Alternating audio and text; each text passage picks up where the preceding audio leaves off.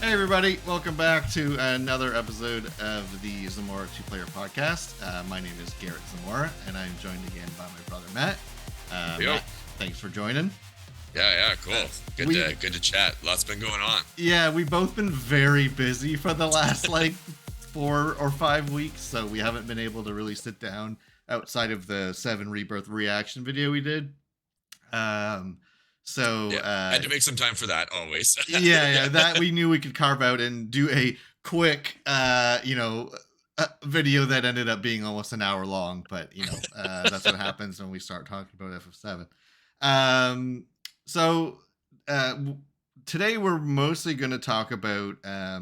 First I'm going to just talk about two substantial games that I want to just mention because of how much time I put into them and how much fun I had with them.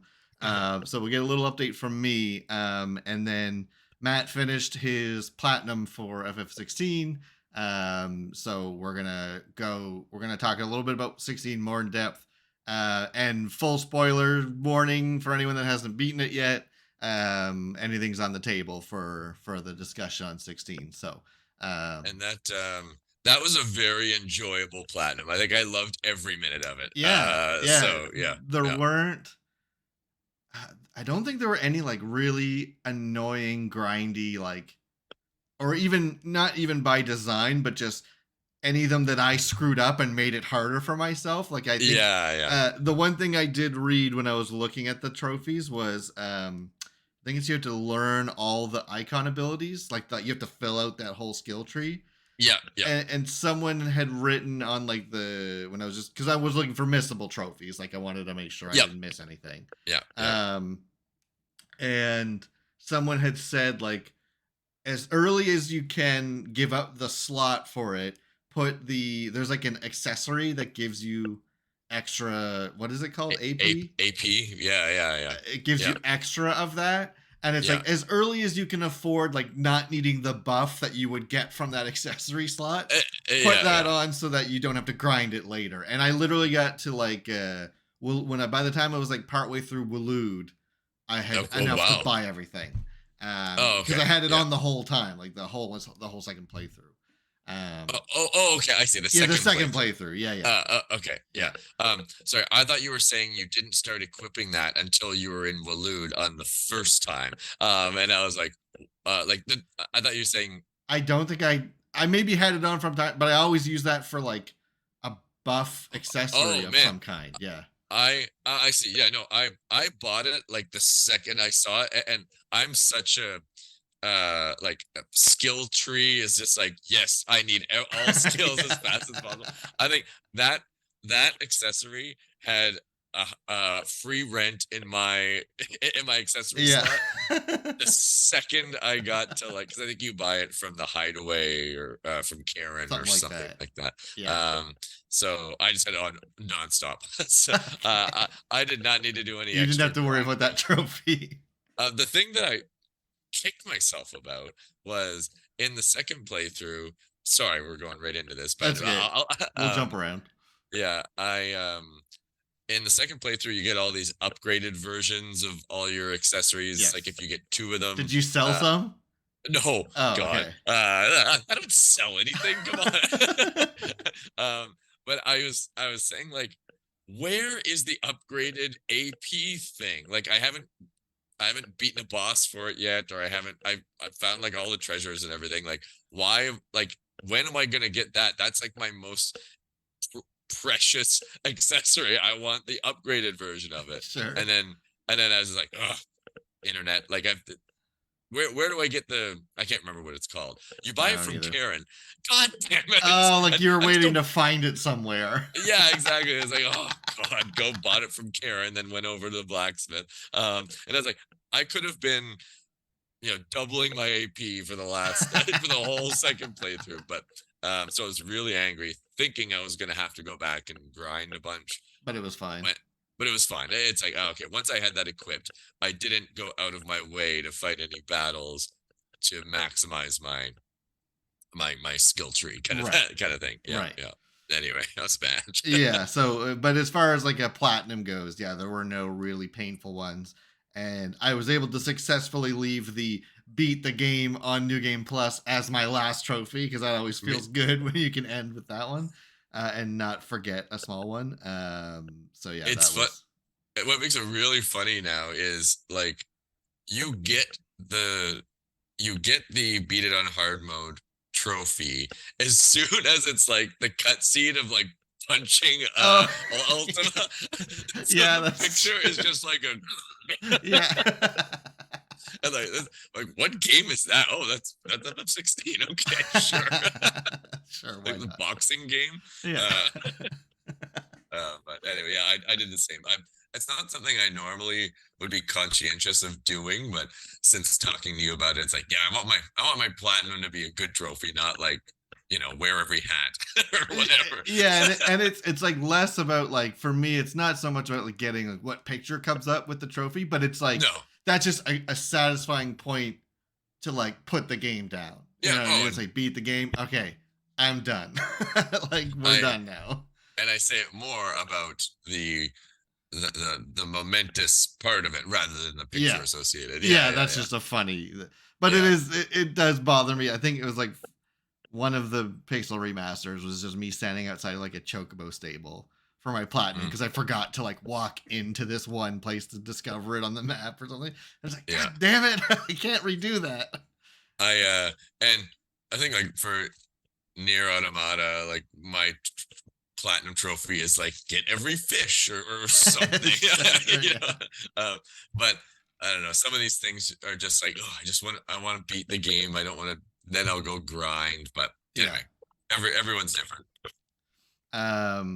So yeah, we both finished that. So we'll get into that a little more after. So two games that I have been, I said we've been busy the last couple of weeks, but not too busy to still knock out games on my list. That's part of being busy. Yeah, that was part of my busyness. So first, I played the second of the two, but I'll talk about it first. Armored Core 6 came out. I saw you playing that a couple weeks ago. So Mike also got it, obviously. He's still playing it. He's trying to get like S rank on all the missions or whatever, which is like insane. But yeah, so that came out, and I had not really touched a Armored Core since like the ones we were talking about on earlier episodes, PlayStation, like PS1 or whatever, PS1 era games.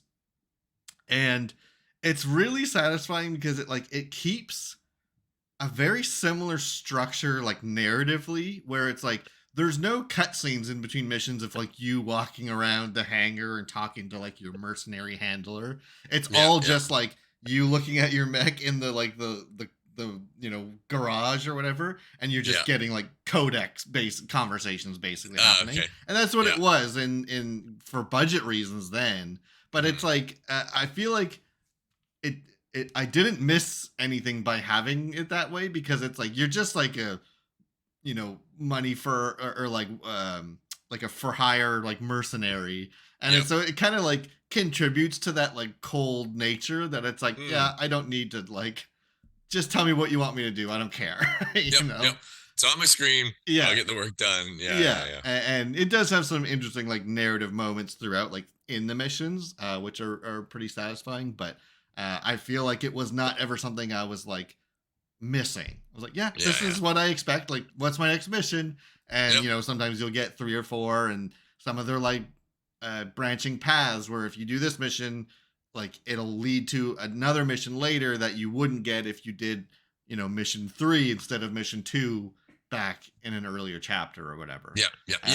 Exactly. There's no narrative missteps there, so and it makes new game plusing it fun, because I did go through, I think I've probably still have 1 or 2 missions left on like the 3rd playthrough, but it's like it is a short game. Like it's the first run through of all the missions and watching all the cutscenes and dying a lot was probably like 15 hours or so. And then a new game. Yeah, and then I ran through the new game plus. The second run was in like 6 hours or something. Like I went through way faster. Like cruise through it. So I'll try to eventually finish that 3rd playthrough. But I was like, I had done it like very much like nonstop for like 2 or 3 weeks. I was like, Yeah, okay, you were playing that a lot. yeah, I was like, I'm good. I think I'm okay for now. I'll come back to this later, and just like experimenting with the builds is just so much freaking fun in that game. Awesome. Where so it's like you have like weapon in your right hand, weapon in your left hand, shoulder weapon on the right side and on the left side, Okay. and so you fully customize, and then it's all just like there's no linear like progression necessarily. Like it's not like, Mm. oh, you use these mech parts like for the body until mission 5 and then you get the upgraded version of everything. It's like you can at any point, you get new parts added to the shop as you go, but even when you do, most of the time, like 99% of the time, it's like, well, this one gives me faster dodging boost, like because there's like a sideways like dodge you can Yep. do, Yep. and then there's like some of them give you a faster version of that, or some of them are slower at dodging but faster at straight on like sprinting, like boosting, and some of them can carry heavier weight, and some of them have more armor but they're slower, and it's like there's no like one obvious path, and Perfect. Yeah. Yeah. Yeah. Yeah. yeah, and it's so a lot of time is spent in that like shop menu and like just trying to like, especially if you're dying a lot on a boss, you can go in and fully customize your mech between attempts. You just can't buy new stuff that you haven't already bought. So it's like if you want to Right. go back to the shop, so it's like, oh man, I should have bought that weapon because it would work really good here. If you didn't buy it already, it won't be in those um the loadouts for you to like switch out between attempts on the boss. You'd have to Yeah. restart the stage, back all the way out, buy it, and then do the whole stage again. So there's like a little bit of like A um deterrent there. and it's like I feel like it could be trivialized too easily if you're just like, oh, whatever, let me just buy this weapon and use it for this boss. It's like Yeah. you lose progress if you want to do that and you haven't already purchased the part Yeah. you're thinking might help. Yeah. So there's a few times where I did that and I was like, one or two of the bosses, like, no, like I know I can do it with this build. I just have to be better at Yeah. Yeah. Yeah. executing, and then it would work. And then I think there was one I was like, okay, this is just not gonna work. I Yeah. gotta back Yeah. out, and I need just this one, like, type of weapon in my left hand to get his shield down because I have nothing to deal with shields right now. Yeah. Yeah. So Yeah. it's And that's what's fun, kind of realizing what you need to do, the strategy, right? yeah, So yeah, and yeah. it like it's so good at presenting those like very different style of boss fights so that you can't just for the most part you can't just use one build for everything. Like you will Yeah. Oh, that's eventually cool. have to like flex into something a little different. And it's Yeah. like I went from having like an assault rifle and like energy blade on the left hand and like fully loaded like missile, like lock on missiles for Yeah. most of my first playthrough, and then I was like on I think it was partway through New Game Plus. I was struggling on one because it does get a little harder. I think anyway, it feels like some of the missions were definitely harder. Um, and I just like it just wasn't working. I was like, okay, like this build, like I have to rethink everything because this like the Eh, way I'm playing doesn't make sense because this enemy's too fast, so I can't get lock on, or they won't hit or yeah. whatever.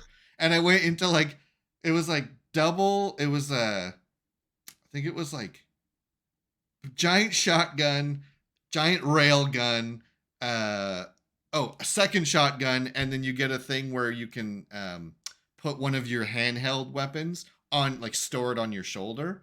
So Okay. you give up that shoulder weapon slot, but it allows you to have two weapons that you can normally only have on in your hands. One Yeah. of which is like your laser, like Yeah. giant laser melee Turret. thing. Whatever. Yeah. It's like an energy sword basically. Oh. Oh. Sorry. Okay. And you can just store that on your shoulder, and then so it was like double shotguns and a rail gun on this shoulder, and then my like spare energy sword. So because they all have like stagger meters essentially, so it's like Love a good stagger I meter. I know every game can do that, and I'll never complain. Yeah. So it's like the shotguns are really good at staggering. So I'm just like boosting in. I went like lighter weight, so I was faster. Like Yeah. shotgunning and like railgun to stun them, and then take out the energy sword, like and just like, and then just jump, like boost away. Like it all happened like so fast. And Yeah. like, man, when you pull off like movement like that, when you really get a feel, it's like, I think I've said before, it's like one of those games where you're literally like, you're Yeah. clawing your controller because you got to use every single button. And when you get a feel for like how to move your mech around, and just like literally like, it's so funny. It kind of reminds me of almost like some of those moments we laugh at in like Spider-Man, where there's just like a thug sitting on like a skyscraper, like guarding, and you're just like, bah! He's walking up and like kick him in the back, or like Batman or something. Yeah. Because I love that. there'd be points where like these little weak, like, mechs are literally like posted up as guards, and I'm coming from like under like this giant wall, and I just boost up and just and just keep flying, and they're just immediately like explode. It's just Like out of nowhere, they didn't know what hit them. Yeah. it was so satisfying, like on like just clearing out the weaker enemies, like leading up to a boss or whatever. Uh, The just about builds and that kind of stuff. That's what I liked. Just tie to FF16 for a sec about those the things that they, icon, yeah, the things that they made you do, like the Odin one or the Bahamut one. yeah, Because I'm the type, I don't know if everyone's like this, but it's like once I lock into like the icon abilities that I like when I had my 6, like you're I was good. like, I'm good. Yeah. Yeah, like I'm really, I'll experiment a little bit, but for the most part, it's like, no, this is what I want, and I hope that I can shoehorn this into just about every Yeah. battle that I need. And I'm glad I don't need to adjust that too much. But then going into those, whatever they're called, but the I forget. icons, Yeah, I forget what they're actually like. Trial of Earth and Trial of whatever. Yeah. Yeah, it's like, okay, you know what, like this, and that actually kind of helped me adjust my build a little bit, because it was like, oh, okay, I actually really liked using this ability, Yeah. because it forced me to, and I could kind of see, so I kind of, I'll bring that one into my main build, whatever. But yeah, I like Yeah. stuff like that. Yeah. Yeah, and very similar thing where it's just, like, because like I said, I did that entire first playthrough with that one setup that I'm like, no, like this is how I'm gonna play this game. It's fine. Yeah. Then you're just presented in a situation where you're like, oh, this does not work here. So it's forced to use those, and then it's like, now this is all I'm playing. Like I love this way to go through the game. So yeah, it's just like there's the boss fights too were really just such a spectacle, which obviously is like nothing a PS1 could have ever realized, right? No, of course, Obviously to that scale, but also just like in the budget they had for the game at the time. It's not like they could make the game obviously look as good as a PS5 game, but they couldn't do larger than life boss fights because it just didn't, I'm sure they just didn't have the money to yeah, even figure out how to make that work. And there's like this giant like burrowing mechanical like worm that you have to fight, and you have like a couple AI like mech pilots with you, and it's like the whole thing was you had to get its shield down by shooting a certain type of weapon like into its mouth, and then there's like your handler is like operating this giant like rail gun like miles away, and it's like he'll take a shot once you get the shield down, and then you do damage while it's stunned or whatever. And it's like cool. massive, like it's so big. And there's like a moment when you get the first like rotation of getting his shield down, your handler's talking to you like, oh, like charging up to like 80%, 90%, like it's like building up, and the music goes like quiet for a second, and it's like you hear the thing about to come out of the ground, and the music almost muted, and you're one of the other pilots are talking to the guy that's running the gun, and he's like, don't worry, he's like, music goes quiet, he's like, I don't miss. And it just shoots him like right in the face, and it comes down, and then you do a bunch of damage. You gotta do that a couple times or whatever, but like I love that. It was a moment where I was just like, oh fuck, that was cool. Like, it's like such like a stupid video game, like like overly anime action moment, but like I don't care. It was so sick. Stuff like that, it's just like there are this would be a fun thing to compile sometime, but of just like, it's like that's why I play video games. Like Yeah. that's exactly why. Just like Yeah. one moment from any game I play, I need to Yeah. find that like Yeah. something in that game that makes me say that. Like that's why video This games is why are I awesome. game. Yeah, Yeah. exactly. Yeah. And like just a lot of the boss fights are cool. Man, one thing I did not expect at all is the music in that game is really good. Oh, And nice. it's like very I feel like a lot of the music that I remember is like very like synthetic kind of sounding. You know what I mean? Like it's very like Yep. electronic, obviously, Yep. because it's Yep. mechs and stuff. But like when you're in the middle of like the chaos of like a really big battle with a lot of enemies and that music is just like hitting like all those you know those like notes and like it's all it all just like I heard someone describe it as like a symphony of destruction.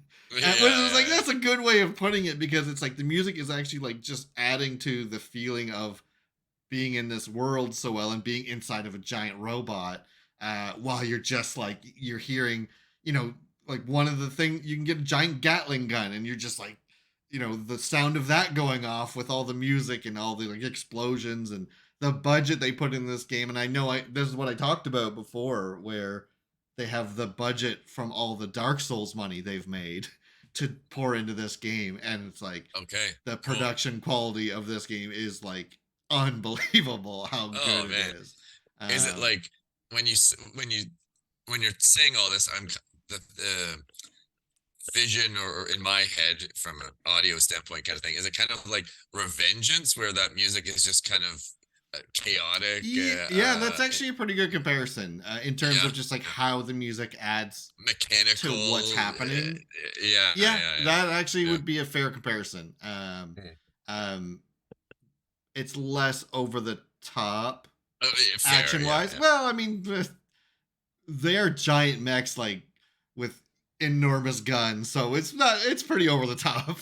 I just know like But the yeah, music in the music in Revengeance sometimes isn't something I'd necessarily listen to, but sure. swelling with the narrative of the fight, it like Yeah. that's one game. I don't know if we talked about the in our music episode about Revengeance in that episode, but the music in that, Oh, oh, it's oh so good. so good. And like That it's rules of nature like opening mission is oh like man. that's why I like video games. Yeah. I think like when you're fighting the wolf and the music swelling at the exact right time, yeah, it's just like, yep, all of this is why I play video games. Yeah, exactly. Yeah. Yeah. So yeah, it definitely gives like a similar, especially during the boss fights. I found like one or two of the boss fight like music tracks were like I was probably like leaning so far on my couch, like almost Yeah. falling off my chair because it was just like it had me so like enthralled. But yeah, I didn't you know Dark Souls music and Bloodborne music is good, but like I don't go and listen to it when I'm not playing those games because it's like Yeah. mostly like their boss themes that are really epic and big orchestral choirs and things like that. But like this, I like there was like a couple songs there. It's not on Spotify. The soundtrack isn't officially on Spotify, but there's a couple songs that I found on YouTube from the game that are like the 30-minute like extended versions, and I'll throw that on for a while if I'm doing something or whatever. And like It's awesome. some of those tracks were so good. But like yeah, totally delivered on that promise of just like an Armored Core like faithful Armored Core follow up. Like it Yep. follows the formula. It does what Armored Core does very well, but Yeah. just with a shitload of money poured into it because Yeah. of all Yeah. the success they have with like Dark Souls and Elden Ring and Bloodborne and all that stuff. I Awesome. guarantee it's kind of like what we were talking about, like Yoshi P going for the budget for 16 because of how good he did with 14. I Yeah. feel like it was the same thing. It's like, so how much money do you need for this game that you're gonna make? Yes. Yeah. Exactly. All of it. All of it. Yeah. It was funny because I was I'd be logged on and I'd see like, Garrett's playing Armored Core, and I was like, Armored Core, like that Armored Core, Yeah. like, Yeah, like the one that me and Mike would play all the time yeah, when they yeah, would yeah, come visit. yeah, Yeah. yeah. And I was like, oh man, okay, some a new that I was like, that's cool. The kind of the same universe there or whatever. So yeah, And just like from a game design standpoint, like structured identically, right? Like it's yep, if you like Armored Core, if you ever liked Armored Core, this is hmm, more of that, but way prettier and way more epic scale. Like it yeah, was like, very like icon battle in 16 level of scale in some of those yeah, fights. yeah, Like yeah, just yeah, and it was just like I had a moment where I was like, oh, this is what PS5 games are. I get it. yeah, yeah, It's like yeah. they can do Awesome. this stuff now, Yeah, which yeah, is, if because we talked about in like 16 how they like hide loading times with those quick yeah, time events, and it's yeah, like yeah, if we get that during insane cutscenes instead of slowing you down to walk through a narrow corridor to hide loading, like good. I'm okay with that. yeah. If you got to Seriously. throw something like that at me to like hide load times, that is a step up from where we were Yeah, since like PS3 days yeah. No, of exactly. hiding loads. Um, so anyway, yeah, Armored Core, it was super fun. I'm definitely not doing the platinum for that one because, like I said, one of the things is you got to get like S rank in all of the missions, which I'm just not gonna do.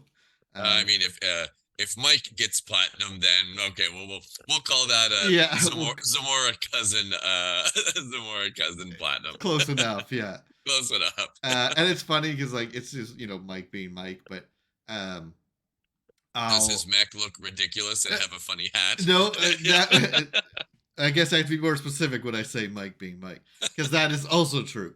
I'm playing and I'm like, he just comes in because he would come down sometimes just to see what mech I'm using, like what my Yeah. build looks like. And it's like, oh, you're using the SR976. I'm like, what the fuck? So how come you're not trying the XN1742? I'm like, I Yeah. don't know any of the words you just said. The blue one? Yeah, yeah. The Yeah. one that's real fast, that one. Yeah. Yeah, yeah. But he's just got that kind of memory. And to be fair, like Armored Core is to him like FF7 is to us. Like Yeah, no, he loves Armored Core so much. I So. was trying to think of an analogy of you saying, "Oh, you're not using the whatever material." Yeah. Yeah, Yeah, exactly. Yeah, yeah. The hell you been doing? So it was just funny when he come down and said, I would just laugh like, I don't know what you just said to me. I don't know what you just said. But anyway, yeah, loved Armored Core. I'll definitely go back and play it again at some point, and it's definitely an easy one. There's some online multiplayer which I tried a couple rounds and I was like, it's fine, but it's definitely not the main draw of that game. But just Yeah. going through it again and trying an entirely different build, and there's something fun about like I could new game plus and new game plus, new game plus, and like you keep all your stuff, like you keep all Yeah. your things you bought. But there is something fun of like just starting with very like with a like a shitty mech, and you just barely getting enough money to buy that new weapon, and then using there's something satisfying about that in video games in general. Yep. Just getting that like fresh start and get all those because it's all the like dopamine you get from unlocking things, and Oh yeah. Yeah. it's fun to do. So I'll definitely do it again at some point. Awesome. So the other game that took significantly more of my time when I did not plan for this at all, I was not going to buy this game when it came out because I don't think I've ever actually beat this style game before, which is a CRPG, which I think stands for Cinematic RPG. Baldur's Gate 3 I bought. Oh no way. And I played the shit out of that game. Man, I was just chatting with my buddy Jake the other day, and then he was like, "You have to play Baldur's Gate 3," and I was like, "I don't think this is really my kind of game." And he was like, "Dude, it's incredible." So anyway, okay, please go. Yeah, I literally got like data dumped on how awesome it is the other day. So yeah. So it's like, because like I've played like Dragon Age Origins, Mm, Pillars of Eternity, what's it called, Divinity Original Sin. I don't think you could consider the first Mass Effect to be a CRPG, even though it played a lot more like one. But I guess I played Knights of the Old Republic, and maybe that would be considered one, and I beat that. So that might be the only one I've ever beaten. But I've never beaten any of these other ones that are like very popular games of that, because I'm just bad at them. Like I'm not very good at them, yeah, yeah, and yeah. then I just fall off at some point. But this one was made by the same studio who did the Divinity Original Sin games, which are like very highly praised and always talked about how good they are. Yeah. And they licensed, the reason it's Baldur's Gate. Baldur's Gate is a D&D thing. Like that is a D&D property, or Yeah. at least like a a location within official IP D&D or whatever. IP. Yeah, yeah. Exactly. Yeah. And so it's officially D&D licensed. And I watch a lot of Critical Role, and I've Yeah, played yeah, some yeah. D&D, but most of my D&D knowledge comes from watching thousands of hours of Critical Role. And so I was like, oh, like I might actually like understand this game better and how the Yeah, combat yeah, yeah. works, because it's all using spells and vocabulary of From that. D&D. Yeah. And And when Jake was kind of talking about it, and I just did a few like sidebar screen caps or whatever, I was like, I feel like I don't understand how this universe, right? You know, yeah. like and probably because it's kind of D&D IP that I don't necessarily know a lot about. So Yeah. yeah. And it's like, because like I'm sure all the tutorials are there, but I feel like if I didn't understand D&D rules, this would have been much harder. Because there is a lot of like, if you don't know what advantage means, or Yep. opportunity attacks, or concentration spells, like Yep. that's all stuff I literally know from watching Critical Role. Like that's why I Yeah, know what yeah, yeah. those things are. Yeah. And like actions and bonus actions and spell slots and like, Yeah, and that's exactly why, because I'm just like, I can hazard a guess to what these things mean, but they're not part of like my default lexicon that right. that haste, or some of the Final Fantasy IP that's Right. kind of like ingrained into my mind. Yeah, yeah, Yeah. And yeah. so so this game has been like in early access since like early 2020, I feel like, Holy where crap! they actually, but they only would like have chunks of the game, excuse me, available, and they made a lot of changes as feedback would come in and stuff like that. Um but I never really looked into it when it was in early access, because I generally, if especially if it's like an RPG story focused game, I'll generally want to like, I don't want to play that in parts as it's being, Yeah, you know what I mean? Like I was like, if I'm going to play this, I want to play it when it's done, because I want the yeah, whole yeah, yeah, story, yeah. especially for a narrative game like that. Um, but so I wasn't going to pick it up when it came out. I think it was like August or late July. Is it on PC? It's on PC, but it just came out on PS5. Oh, okay. Because I Like was like, I last wasn't week. sure if I saw you playing it when logging in PS5, No, but I had it on PC. okay. Yeah, I had bought it on PC. And so I wasn't planning. I was like, I was gonna pay attention to it, because I'm like, I knew it was D&D based, and like, I knew I had a couple friends that were really excited about it. So I was like, I'll keep an eye on it, and maybe on sale or something. But I just, my stopping point was like, I've never beaten one of these games, so like I'm not gonna be good enough to beat this one too. Yeah, And yeah, so I didn't want to spend $80 on it. But then like I started seeing all the stuff about it and all the praise it was getting and how good it was. yeah. To the point that like other video game studios are like, were mad, and it's like the, mostly like the bad, like the greedy studios that like Yeah, just want to over monetize everything. They were like yeah. mad that this game exists because it's gonna set a expectation from, Precedent and it's like, oh, for you mean good quality. for a Yeah, good yeah. quality finished game with no extra microtransactions? Like, you don't want that anyway. That was a whole other story, but Yeah, it yeah, was just getting a lot of attention because of its quality, just in general, and how true it stays to like the D&D sort of um, play style and aesthetic and everything. And so it's like, it just caught me when I was like done with 16. I Yep. didn't have anything until Armored Core. Like feel like I had a month. I was like, I don't have like a major game that I was gonna tackle during this, other Yep. than maybe replay something. Nice. And I was like, all Cool. right, like I'll go, I'll try it. And 115 hours later is when I beat it in like 3 weeks. I could not Oh stop. man, that's awesome. Could not I stop playing it. Oh my I, lo- I, god. lo- I love a good life ruiner. You Yeah. know? And it's got like split screen co-op. So Oh, like you cool. can, you could like couch co-op or online co-op. And I've seen a lot of funny videos of like four, because your party is four people. And I've seen a lot of funny video compilations of like a four-player party of just like, it's like absolute chaos, because Mm, in single player, like all your NPC party, like they're all with you all the time, but in split like co-op, they can just go off and do whatever they want while you're doing.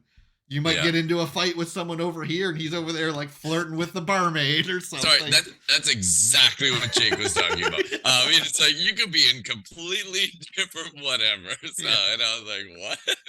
yeah, No, that's so funny you mentioned that. That's like that was like the most hilarious part of what Jake was talking yeah. about. It was, yeah. There's a lot of good video content about this, just people playing it in really silly ways, and it's Oh like, man. so definitely like 10 out of 10 voice work in that game. Oh nice. The voice over work, and just like they did all facial capture and stuff, and there's like so much dialogue in this game.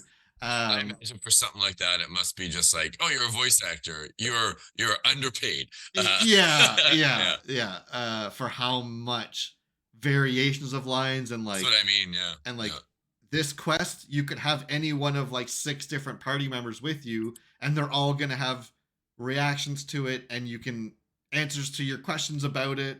And there's like 6 different questions you can ask. Like it's very dialogue heavy. yeah. And just like the emotion that it captures on their face and stuff, it's just like, I was like in, there's like one character, her name's Shadowheart, and like, because it's like got romanceable like story, Yep. you can, and it's like she was like my favorite the whole game, and it's like her voice in that game is so good, and Nice. just like her performance, oh my god, that game was so good. There was like, oh, and it's like I will be playing. I already did about like 30 hours of a second playthrough just to try Yeah. a different class, Yeah. Yeah. and different party members. I didn't end up beating it because it was just so soon after I just finished it. So like, okay, Yeah. I'm gonna take a break and I'll come back and try another class another time or whatever. But Yeah. a lot of replayability. I was watching an interview for the guy, like the main director, who's really cool, by the way. He very genuine. It reminds me of like, I don't know if you've watched any of like the Cory Barlog. I think that's his name for God of War. He's like the director No. for God of War. He's just such a nice. It seems like such a Cool. nice guy, and he gives really Nice. good interviews. And he gave me the vibe of like of the way that guy handles himself. Um, and this guy for Baldur's Gate was talking about like, the guy was asking him like, what was like the smallest thing that you decided to add that ended up creating the most work? Like, what's a Mm, small detail? Because it, I in like that games like question. that, it can kind of like, butterfly effect into all these, Yeah. Yeah. ripple out into all these other things. And he's like, 100% more than anything, the spell, like there's a D&D spell called Speak with Animals, because for it to be true for D&D, it's not just one animal, it's all of them. Yeah. So like, Yeah. Yeah. now some of them will just say like, we'll just hit like, get the fuck out, like get away from me or whatever. Like some of them won't Yeah. have a full list of dialogue like tree to go through. But it was a molehill that turned into a mountain, kind of Yeah. suggest off the cuff suggestion that turned into an entire team. He said like, Yeah. yeah, like that one thing probably took them like 6 months to like fully implement or something like that, because you had to be able to, like, what kind of voice does this deer have? Like, Yeah. Yeah. and then what is he gonna say?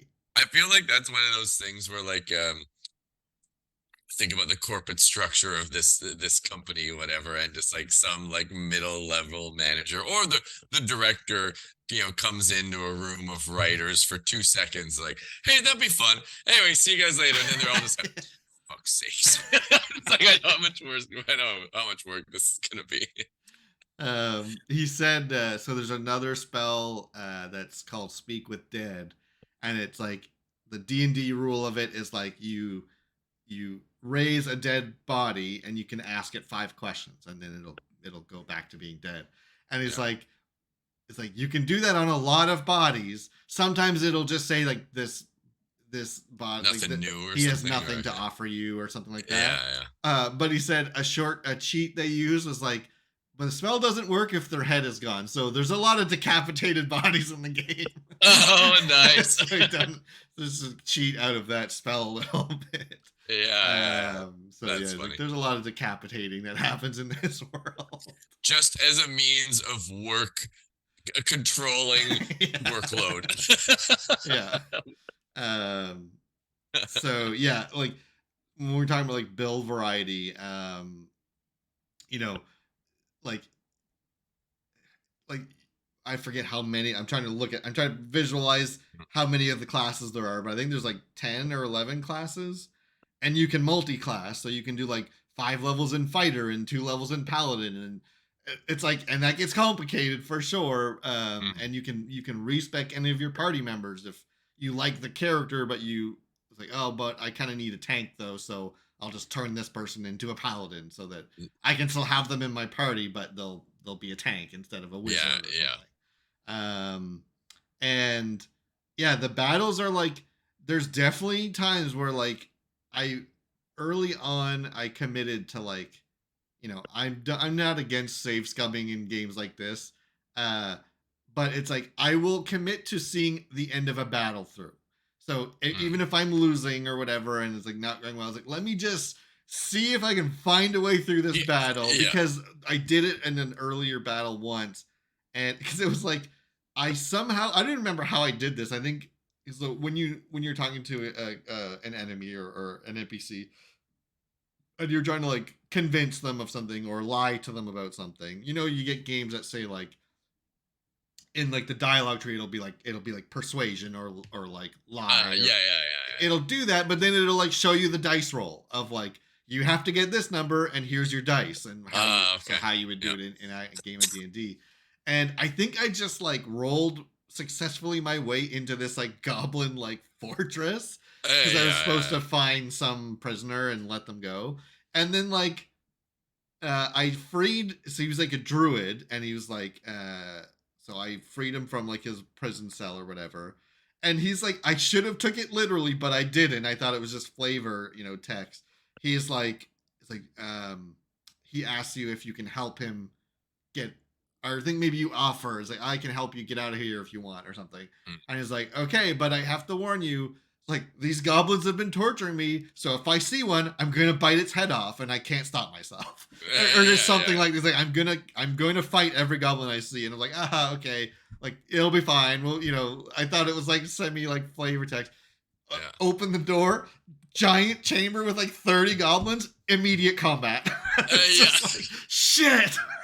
So I was like, and I wasn't like fully rested, so I didn't have all my spells. Oh, you were being literal. Yeah, he's like, I'm going to kill every goblin in this building. So that was one of those fights where I was like, I almost reloaded. I was like, well, let me just see where I can get. See how this goes, yeah. And I had like one person left with like, one,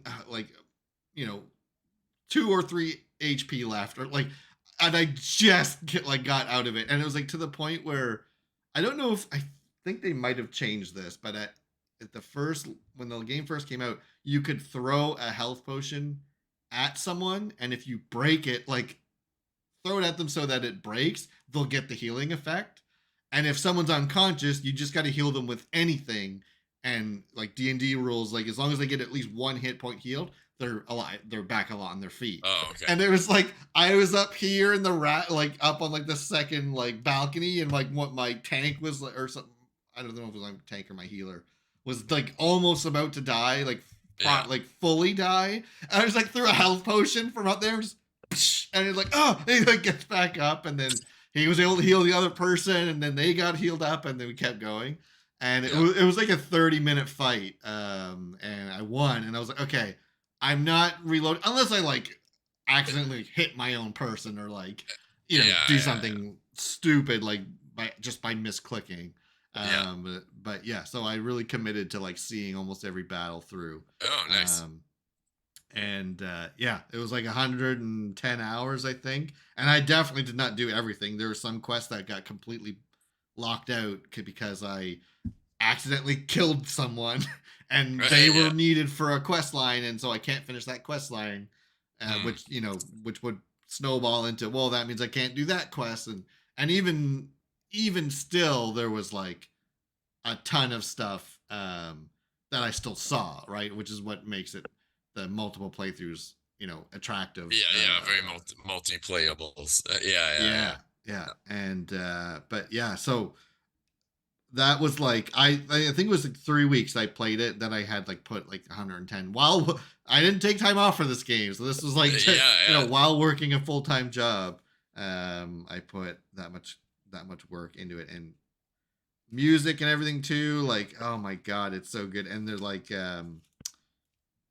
once you get a hang of, and I feel like the early part of the game is really tough because low level D&D is kind of slow, and you have like 9 hit points total or something, Yeah. like, Yeah. what I mean, Yeah. like it's very tough. But I feel like once I got a barbarian in my party, and that was I was like, so I was a fighter, I had a barbarian, I had a wizard, and a cleric who's like your healer.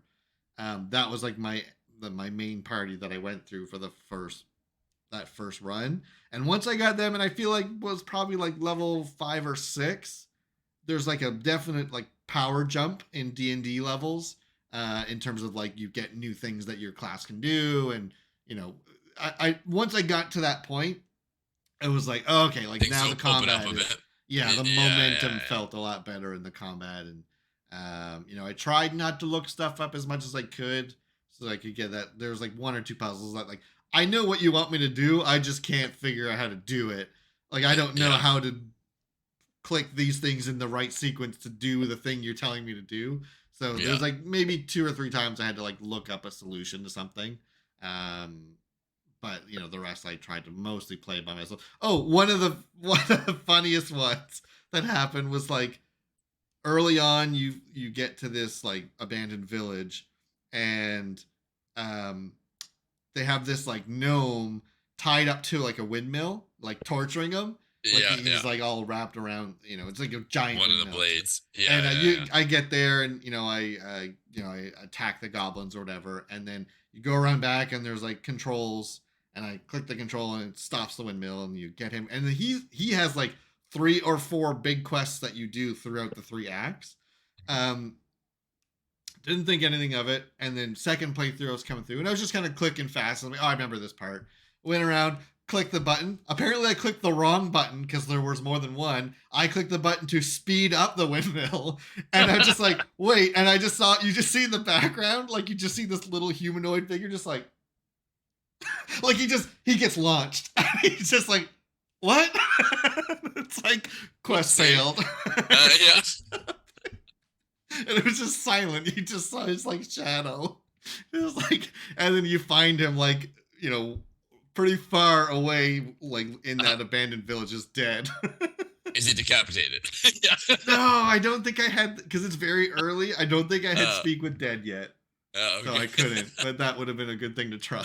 Speak with Dead. Do you have any questions? Nope. Just want to say I'm sorry. Yeah. Oh my I god, it clicked was the wrong button. it was Yeah. so funny. I laughed so hard at that, and it was like, I could reload, but I'm not going to because that was too Yeah. good. And I didn't even know I could do that part wrong. You know what I mean? Like the first time I went through, I just clicked the first button I saw, and it was just, I had a 50-50 shot of not killing this guy. Yeah. And I Oh, that's think too, awesome. what got me is when I did it on that second playthrough, because I must just not have paid attention when I did it first time. I'm pretty sure it's like the lever was called like brakes, and it makes sense that you turn the brakes off, it goes faster. Yeah. You know what I Okay. mean? So Yeah. it's Yeah. like it was Yeah. like, oh, I probably should have paid attention to what I was clicking Yeah. What on. is it that I'm clicking? Yeah. So anyway, yeah, that was a really funny moment. And uh What's his name? J.K. Simmons. Yep. Yeah, he's like one of the villains in that game. Oh, He's nice. like one of the. I think he's like the end of Act 2 villain. Um, and you didn't play Resident Evil 8, right? You didn't play No. Village. Do you know who Lady D is? Have you heard? You've seen the memes of? Oh, The, Diomescu or something yeah, like the that. giant. Yeah. So, and I thought her voice sounded familiar. She's one of the main villains in this game, and I heard, I was like, God, I know I know that voice, and I looked up, and I think her name's Maggie Robertson, I think is her name. Okay, cool. And she Awesome. does a really good job as like one of the like. There's like 4 like main bad guys that you're sort of, or 3 of them. Yeah, 3 main bad guys that you're kind of chasing the whole game, and she's one of them. Yeah, they were just so good. Like, Oh, awesome. God, that game was so much fun, and just getting creative. I saw one thing that's like, so you get these pouches that are mainly meant for like inventory management. So it's like, oh, this is my potion pouch. So all of my potions Yeah. I can just, and it's like there's magical items in D&D that essentially let you do that, right? Yeah. That you can put stuff in. But within like the rules of the game, if you throw an item, there's like a command to throw anything. If you throw it like, when it falls far enough, the item can break. Like if you throw a weapon or something, I don't know. Yeah. There's probably certain weapons don't break or whatever, but let's say you throw a glass jar out, it'll always break. Apparently those magic pouches also break if they're thrown too far. So, and in D&D rules, if you were to like destroy one of these bags or like turn it inside out, all of its contents will come out. It'll just spit it out. And it showed this video of this one guy. He stuffed, you can buy like bombs and grenades, and he's like medieval grenades. He had like 100 bombs in this pouch, and he just like, it was like this really tough boss fight, and he like did a move that like you can sort of teleport really high, like up on like the rafters, and just threw the pouch, and he just saw all the bombs, and then just like his next party were like fireball, and the game was like. It's like it couldn't animate it without stalling, and the boss was dead. And it's like that captures like such a spirit of like what D&D can be like. There's so much freedom just in the like the mechanics. Yeah. And it's like I liken that to like Mike told me this story where he plays D&D often with people online and stuff, and one of them had one of these, they're called bags of holding, and however it's usually like it can hold so many cubic feet of content, and he said like they got one in their party and they just filled it with like bricks, like the entire cubic feet measurement, and then they would just go to an enemy and hold the bag and just inside out, and like it's like, if you follow the rules of this magical item, they all come out at like, in 1 second, which means they're going this speed, which means it does this much damage. And it's like I remember he said their DM had to like take that item away from them because it was trivializing their boss encounters they were planning. And it just made me think of that when, because it's the same, it's kind of like, and the director saw like footage of someone doing this, and was like, hey, that was pretty smart. It wasn't upset at all. Don't hate the player. Yeah. And then there's like one where a druid can turn into these things called owl bears, which is basically exactly what they sound like. And they have a move, I forget what it's called, but it's like a jumping attack, and it does more damage the higher you are. And I don't know how they got this many crates in their inventory, but they did. And they just like stacked these crates in like a weird way that you could like jump up. Yeah. And it's just like same thing, like super scary boss fight. Owlbear, boom! It's just like dead. I hate the player, hate the game. Yeah, like, you let me do this. Well within the confines of your rules. Yeah. So there's tons of videos of things like that, which is just why the game is so fun. It's just you can do the very straightforward, I'm going to hit this thing with my weapon, or you can, buy bottles of grease and throw them at enemies and then light that on fire and, and then shut the door behind you so they can't get out, or, just crazy stuff like that. So yeah, it was super fun. I think all total with that second playthrough, I probably have like 150 hours in that game, and just like maybe not even 2 months. Wow. I had a really, really fun time with that game, and like I said, was not one on my list that I was planning on getting through, because I shy away from CRPGs a little bit, but given its roots in D&D, I was like, okay, I will at least understand what this game wants me to do with its vocabulary. And yeah, it was so much fun. So I agree. I don't know if it is your type of game.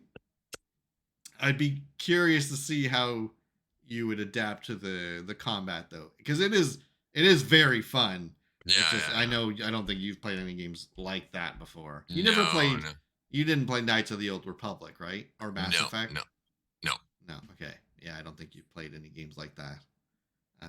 But either way, super fun game. I enjoyed every second of it. That was so much fun. I loved. And that was the other thing. Were definitely moments where it would give you a really intense cutscene, and it's like, gives you a very obvious like two choices to pick, and it's like, by this point, this is like near the end of Act 2. It's like, by now that this game, when it gives you a choice, like, you gotta live with the consequence of what you're about to do. Yeah. And I swear I sat there for like 10 minutes. I can't, like, I don't know what to do. Because it was, the one for me was like the quest line of the Shadowheart character that I really liked. And it was like, I don't like either of these options that you are giving me. And so it was really hard. And I think I genuinely, at least probably like 6 or 7 minutes, I sat there and I was like, I don't know what to pick. And weighing out the pros and cons. Essentially. And like stuff like that, I won't save scum for unless I just like click the wrong thing, by accident or something. But like, I won't just like, oh well, what happens if I do this one? Okay, I don't like that, I'm gonna go back. Like there are consequences to your actions. Kind of deal with it.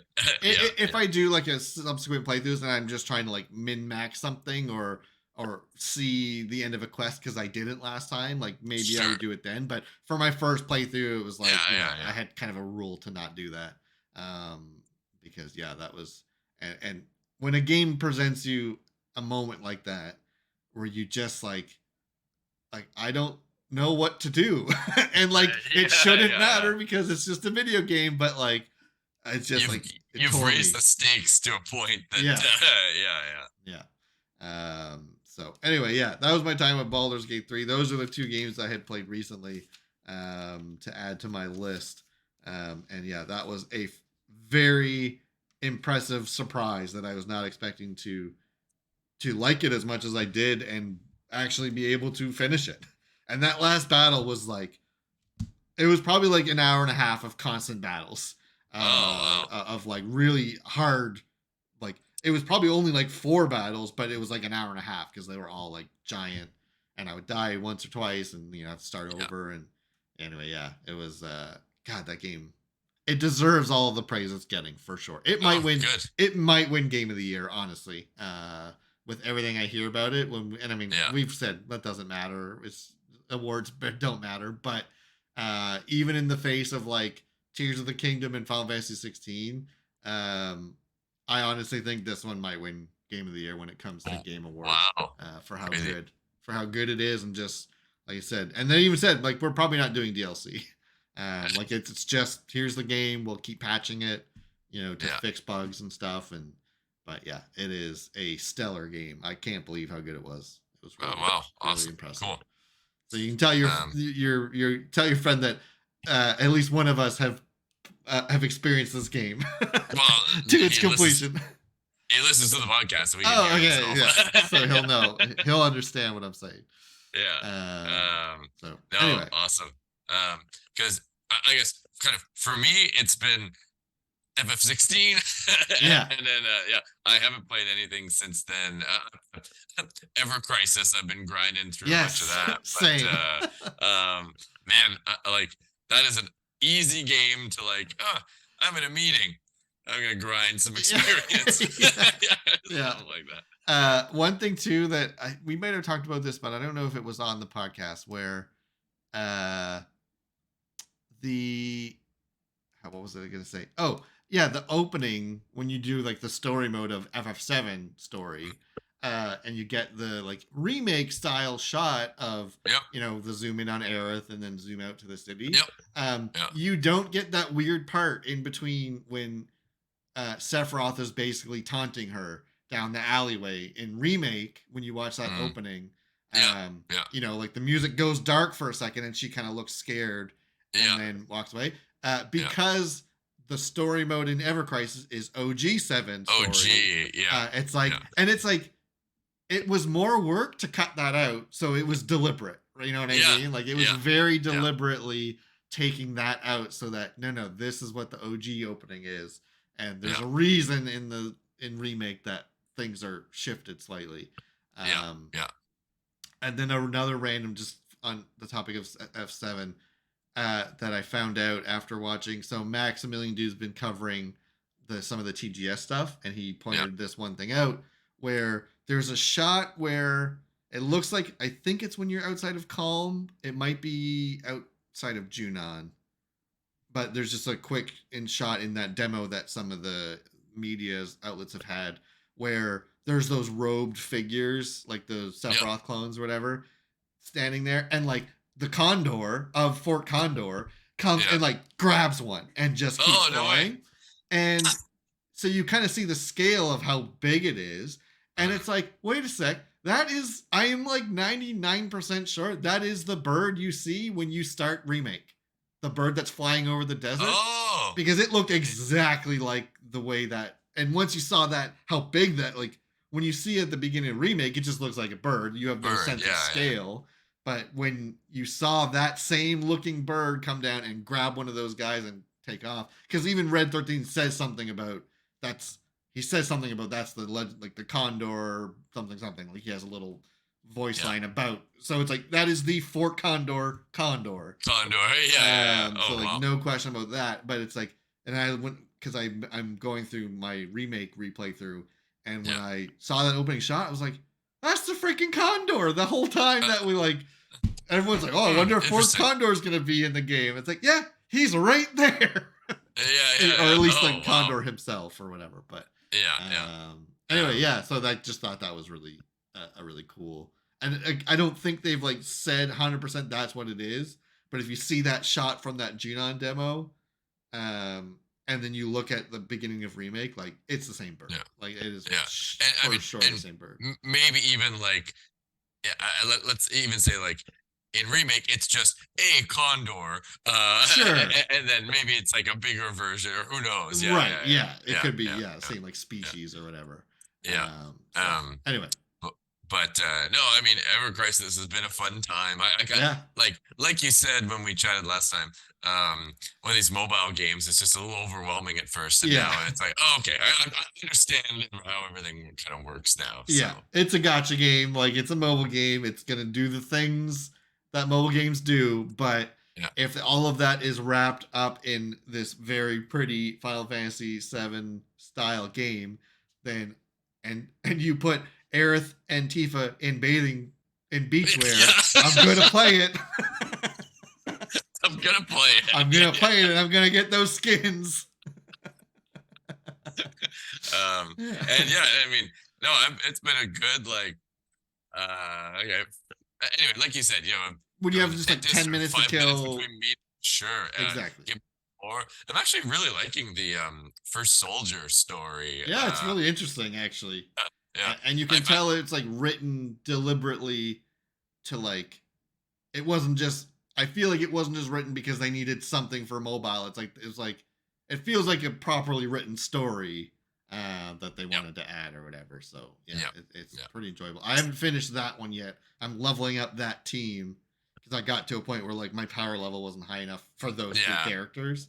Yep. So I haven't got to the end because apparently I know I've seen all the shots of like young Sephiroth is Yeah. in that, and I haven't gotten there yet, so I haven't seen that conclusion yet. But I finished the other two.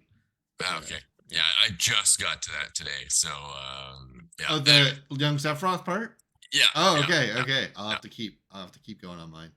yeah, I got yeah. super distracted doing other things and leveling up my like Cloud Tifa Aerith party, and Yep.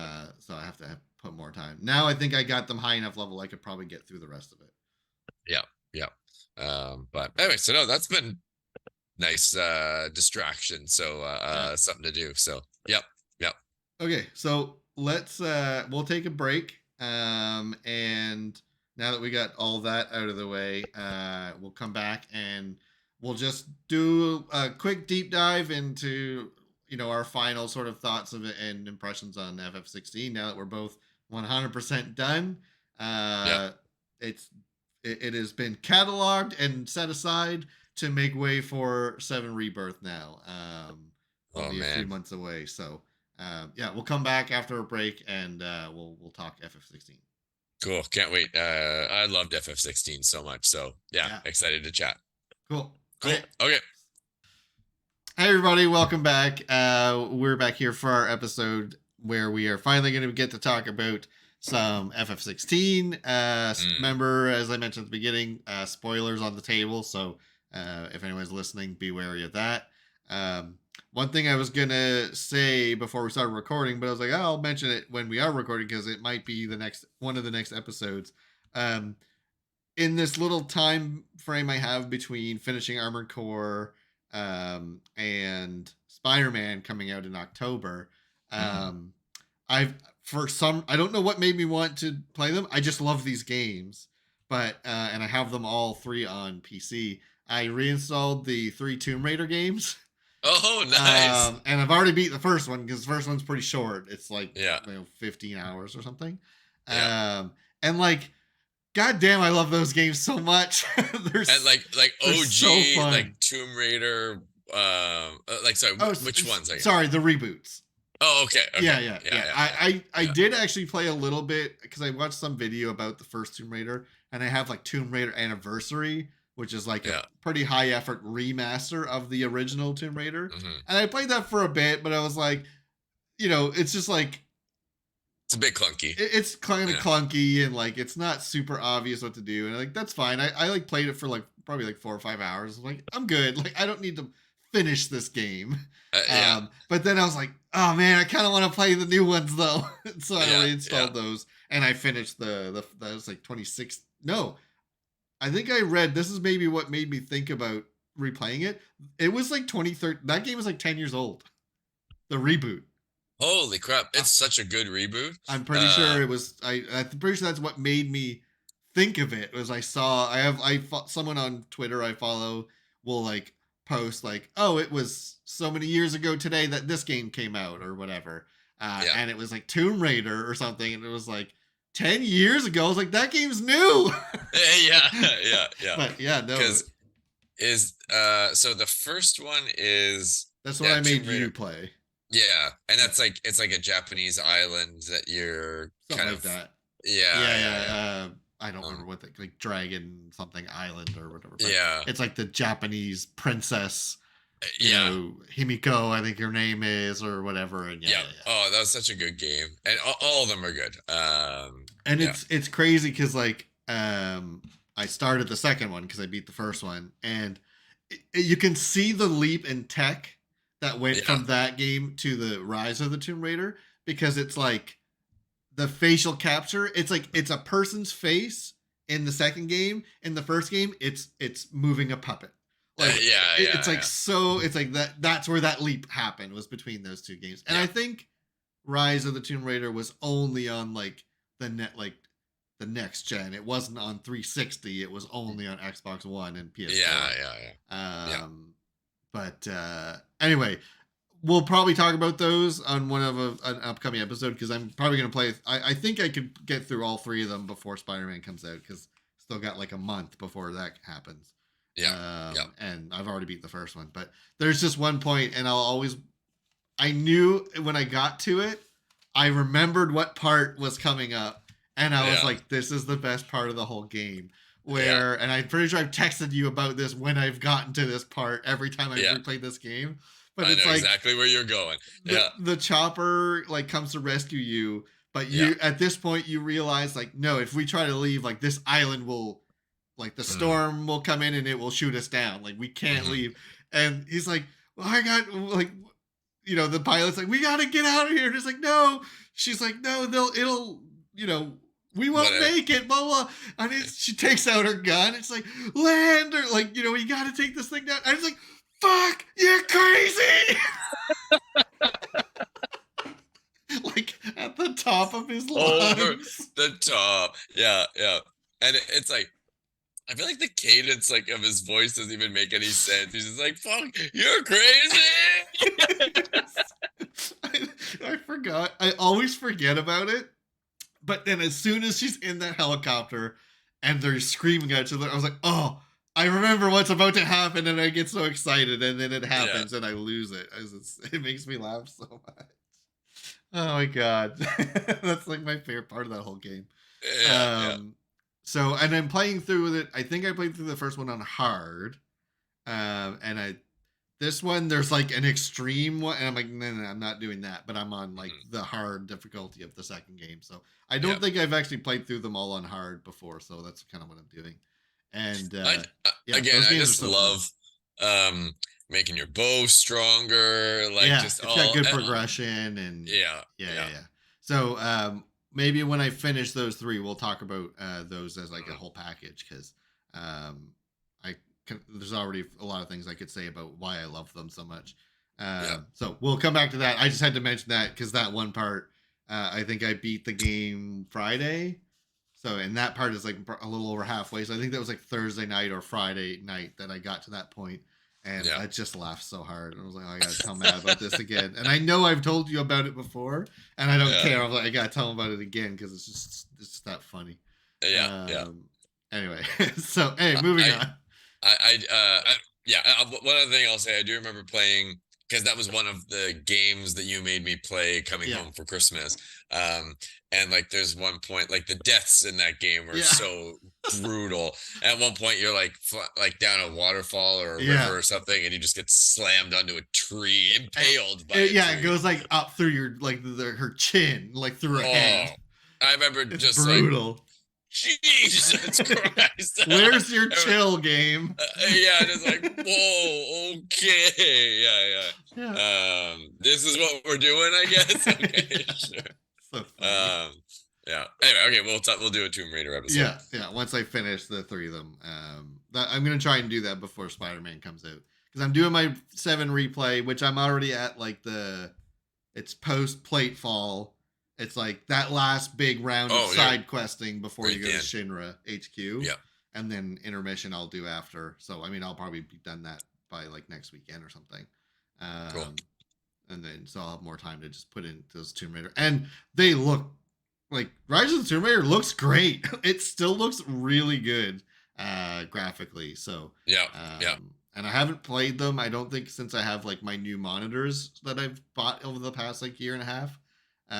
So they look really pretty on my new screen. So I'm enjoying playing through them again. But anyway, we'll come back around to it. We could probably fill an episode talking about those games. So FF16. So now that we're done. On the other side. We're on the other side, I saw your sweater, your hoodie, by the way. I got this. I wore this for today. God, I don't even know where to start. So we talked about the trophies. There was no really brutal ones to get, especially because we were sort of prepared. You had one that you thought you missed or something. Share that again with me. Where I went through all side quests in my first playthrough, and I couldn't get like the We Are Rossfield or whatever, the one that was full map coverage. Right. And it's like, Okay, I know there's some two very obvious spots that you don't kind of go to in any of the quests. So did that. Still nothing. Looked at a bunch of forums, yada yada yada. Oh, you might need to do this, might need to do that, like the Edge of Infinity, like you need to kind of go back there Sure. again, like just and I was like, yeah, I saw that the map clearly had like some Like a fuzziness to it, yeah. a clear border that hadn't been explored yet. And anyway, I literally did everything I could, fine tooth comb, could not find it. And like, oh, there are some bugs. I didn't actually get it until I did second playthrough and da da da da da. So I said, you know what, I'm gonna play it through and get like to the last going to Origin, Yep. and let's just hope that it just kind of happens. And then second time going to that island, the childhood island, whatever, it pinged on that time. So I was like, okay, sure, whatever. I was like, either I'm gonna have to do some real annoying grinding before I go to the final boss, but it worked then. So it was like, oh, okay, good. Yeah. But yeah, nothing to worry about except for that. That's that. Yeah, slight Mm-hmm. panic. Mm-hmm. Some of those last couple hunts too that you had to do. Those fights were so fun. Oh um, man, I love the hunt board. I'd like um just be like, yep, main quest can wait. I'm going to hunt yeah. all of these new things. Yeah. Yeah. They God, what was that? There's a giant dragon you found. It was like Farlog or something like that. It was like Yeah. way in like the forest, like one of those Hmm. foresty areas. Um, I remember like I was on like one of my last stretches of hunts, and I forget what level that thing was, but I was like 7 levels lower. Yeah. And I knew that was like one of the last ones that were available because you until you get to like the end of like Waloed, you get like wasn't Behemoth King or something? He was like the Yeah. last one, Yeah. or one of the last ones, and so it's like I knew there were more hunts coming, but Yeah. it's like, but this one's available now. Like I can challenge it now, so I want to try and And I was like, I feel like I was 6 or 7 levels below, maybe more now because it was Yeah. I forget. But one of the things that was great that I remember the director talking about the game is like it's definitely designed in such a way that your skill matters way more than your level, Yeah. like your Yeah. actual character level. It's Yeah. like if you can grapple the skill that the combat system requires, that level discrepancy means less and less the better you Yeah. get at the combat. Yeah. And so I remember knowing that going into this, and so I was like, I feel like I was like at least like 7 or 8 levels too low or something. It was like I remember looking at the number, I was like, oh my god, there's no way I can. But it just like took a little bit longer, but like I absolutely was able to like kill that dragon hunt or whatever, and That just feels so good. oh man, so that same dragon gave me a run for my money on the second playthrough, the new game plus Sure. playthrough. And partly because like I went to go fight it like as soon as possible, and it's like if or as soon as it was up on the board, and Yeah. it was like if I just had one more conversation, Joshua could come with me. So I was just like, yeah, well, like I was like, oh, I'd have to go back. It's like I'm already right here. Anyway, so it took me a couple of times, but it was like, you know what? I kind of want this sense of accomplishment here, doing this kind of just with Torgal kind of thing. So I Yeah. was like, all right, I'm gonna beat this boss because um I found like I got really good with the combat, that the game got kind of easy at one point. Yeah. And Same. so when And especially in the first playthrough, it yeah, became very trivial. and even during kind of new game plus, like it was just like, yeah, I'm so dialed in, like I know Yeah. exactly. My counters were really good. Mhm. I And didn't get to I feel like in the new game plus, it was like I wasn't dying. It's just things were just taking longer to die yep. because of the health bump they got for Final Fantasy mode or whatever they called the new game plus. Yeah, But I yeah, still was exactly. like, I'm not gonna die though. Like Yeah, I'm good yeah. enough with the combat that I was never in danger. It just took longer to kill everything. Yeah, exactly. And so if whenever I did come to a time where something was quite challenging, I was like, okay, don't like Don't make embrace it this easier. challenge. Yeah, Yeah. yeah. I was like, I like this, so I'll try to do this. Have you tried those the like dungeon runs you can do like do from that stone, and you can do them Um, at like a fixed item I, level and I think everything. I tried one, and it was hard. Yeah. Yeah, Yeah. yeah, I yeah, don't think yeah, I beat any of them, but I was still sort of working on the trophies, so I didn't really want to because I knew there was no trophy associated with it, so I didn't want to put too much time.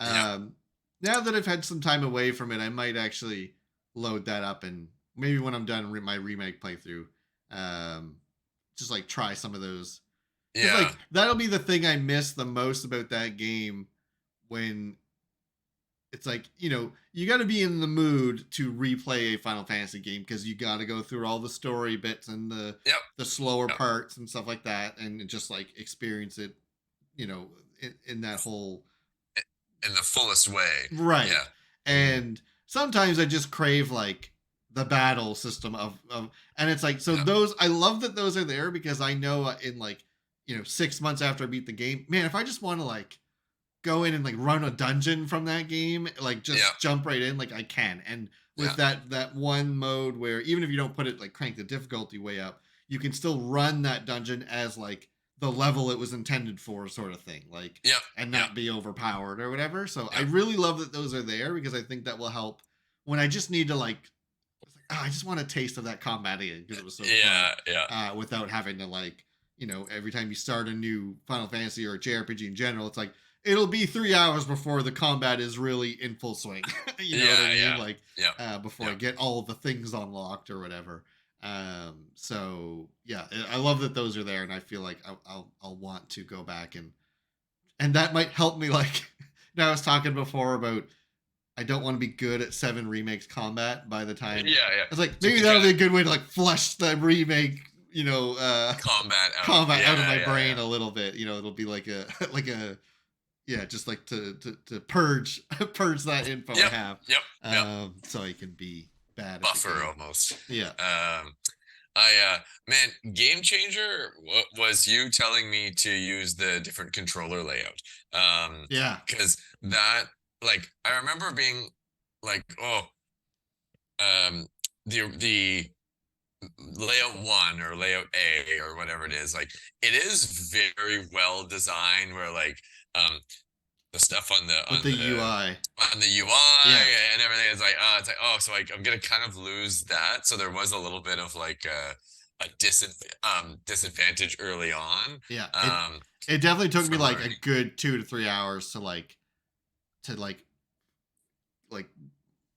reacclimate to not looking at those and looking at and thinking of them as the like Yeah, square and one triangle or and whatever. Yeah, yeah, exactly.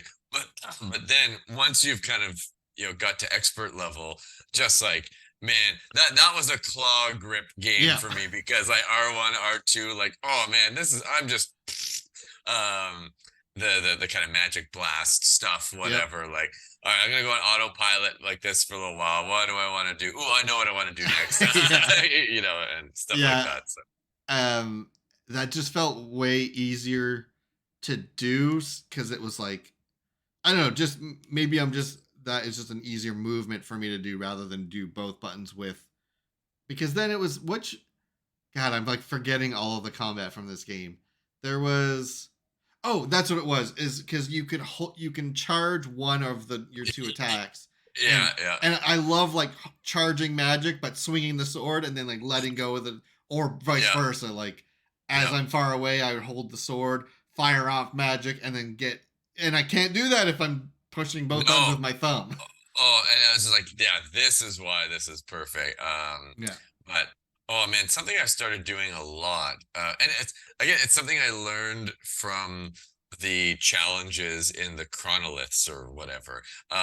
Was Phoenix, what transport or teleport, whatever. And with magic when you get there, Mm.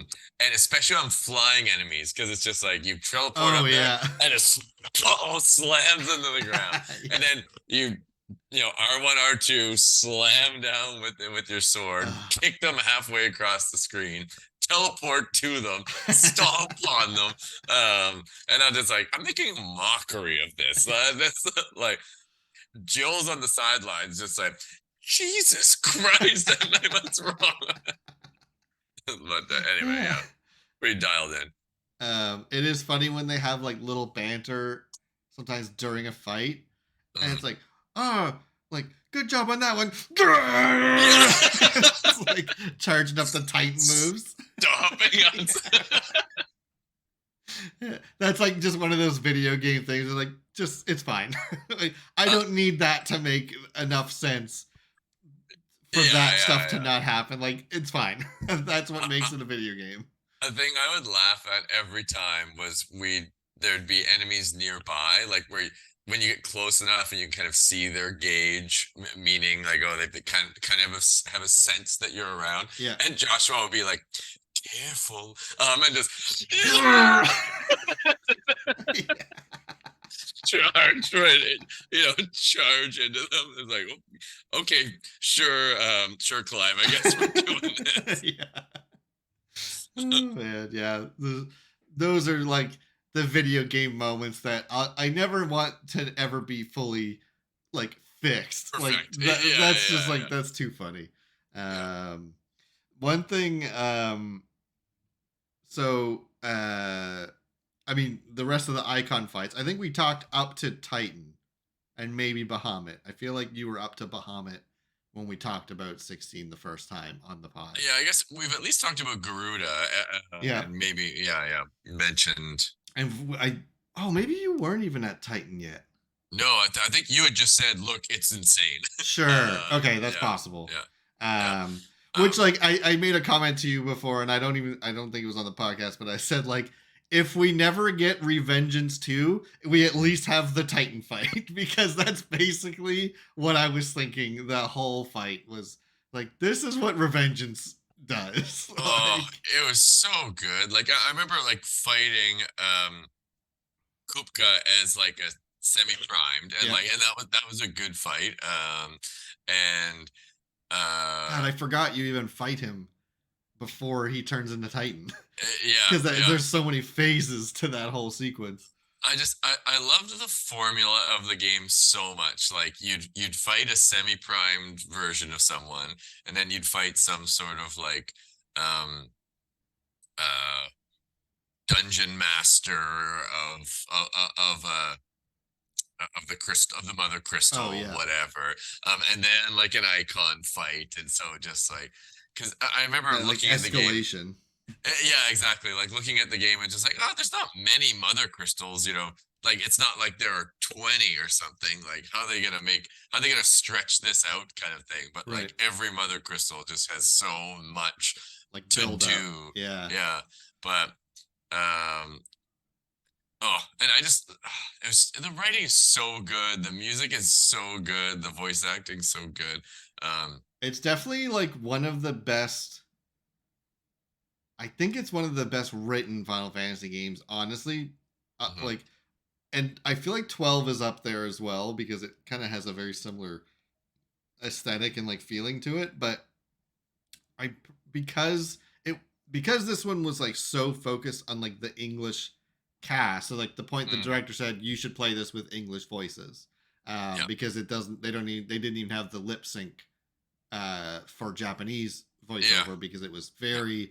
And it was like, I guess they did a lot more work with the voice actors early in development compared to what they normally would do when it's being done in Japanese and then translated. They did like they got to like what's the word, like not improv, but like add a lot of things to scenes in the moment. And because they did their part so early, and they were like fully face capturing the English VO, they were able to like add some of their stuff, to the characters. And I think because I feel like it was primarily written in English first, not written out in Japanese, and then how do we make this make sense in English? Because that's like where you get some of these weird things, in even like 7 Remake has some of those weird Yep. dialogue moments and stuff like that was probably something that was hard Lost to. in translation. Yeah, exactly. Yeah, yeah, And I feel like this game has almost none of that. Like yeah. it feels very It, authentic. it might have it in the other direction. Right. Yeah, it Like probably does. Yeah. there are some very nuanced jokes that you're just like, oh man, this is yeah, this will be lost in translation going to Japanese. Exactly. But Yeah. I remember, I think we talked about this where the honest trailer for this game was just like, oh, the love story between Clive and Jill. What? No, Clive and Gav, obviously. Yeah, yeah. Yeah. Gab was so good. Gav was the best. I Oh love Gav. god. And just like how he got so obsessed with that like The baby one. yeah, that Yeah, was like yeah, just like that was so heartwarming. yeah. And I mean obviously I loved Jill so much. And she was like, man, when you did her like Mother Crystal, like when you went Yeah. I forget what that place was called, the Iron Kingdom. yeah, Iron Yeah, Kingdom, yeah. yeah. When she has her speech to Mm, that like cult leader guy, yeah, I get like chills when I that was a moment that when I was watching other people's playthroughs after I had finished, mm, I wanted to like watch them go through that sequence because yeah, her speech, it's just like even like just like the sound of her voice, like she's so angry, like yeah, you yeah, can tell she's just furious and just like and like kills that like she like stabs him like no hesitation at the end when he runs up to yeah. her like what have you done and just like fuck you. Immediate. Yeah, yeah. Yeah. Uh, And when her. she's like you I forget the line but it's like you made us kill for you, but you do it by choice. And Yeah. something about I don't know, it's like you will bow to me or whatever. And it's like, God, I love that. I love that whole sequence with her. They wrote her so well. It's kind of one of those I'm trying to think of an analogy, but like the entire way it was just like, if anything happens to Jill, I know. I will go on a murderous rampage. It's like, you know, it's like, keep getting teased about this and that or whatever. Like, if anything, if anyone lays a hand on a hair on her head, like I will destroy you like the power of 1,000 suns. My two friends that I play 14 with, they were the ones that I was saying like after I beat it, like one of them was like getting like just got like started on it, and so she was like texting me like, oh, tell me like when I would tell her because she lives in BC, so it was like 4 hours difference, and I would be like I'd be going to bed, and for me this is when I was on vacation still when I was still playing it, so I Yeah, was going to bed late, but I was like I don't care what time it is. Like, text me when crazy stuff happens. I would just want to hear your gut reaction. yeah, yeah, yeah. And then I'd wake up, and it'd be so great. I'd wake up in the morning and be like a giant, like, oh my god, this happened. Oh my god, Jill. Oh my god. It's just like all these punches. And then our other friend, he finally got his PS5, and he started playing it about a week or two later.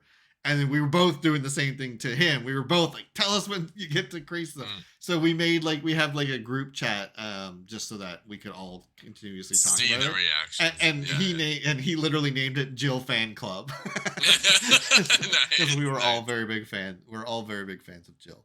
Um, Um, so just like the thing that almost and I don't remember if I had told you to not look at trophy names. Might have mm, been one of them I was telling. Um, but I told people like anyone that was playing it, I tried to tell them like don't look up the hidden trophy names, yeah, yeah, because one of them was, and this was like pretty. I think this was only maybe after I had gotten Ramu unlocked.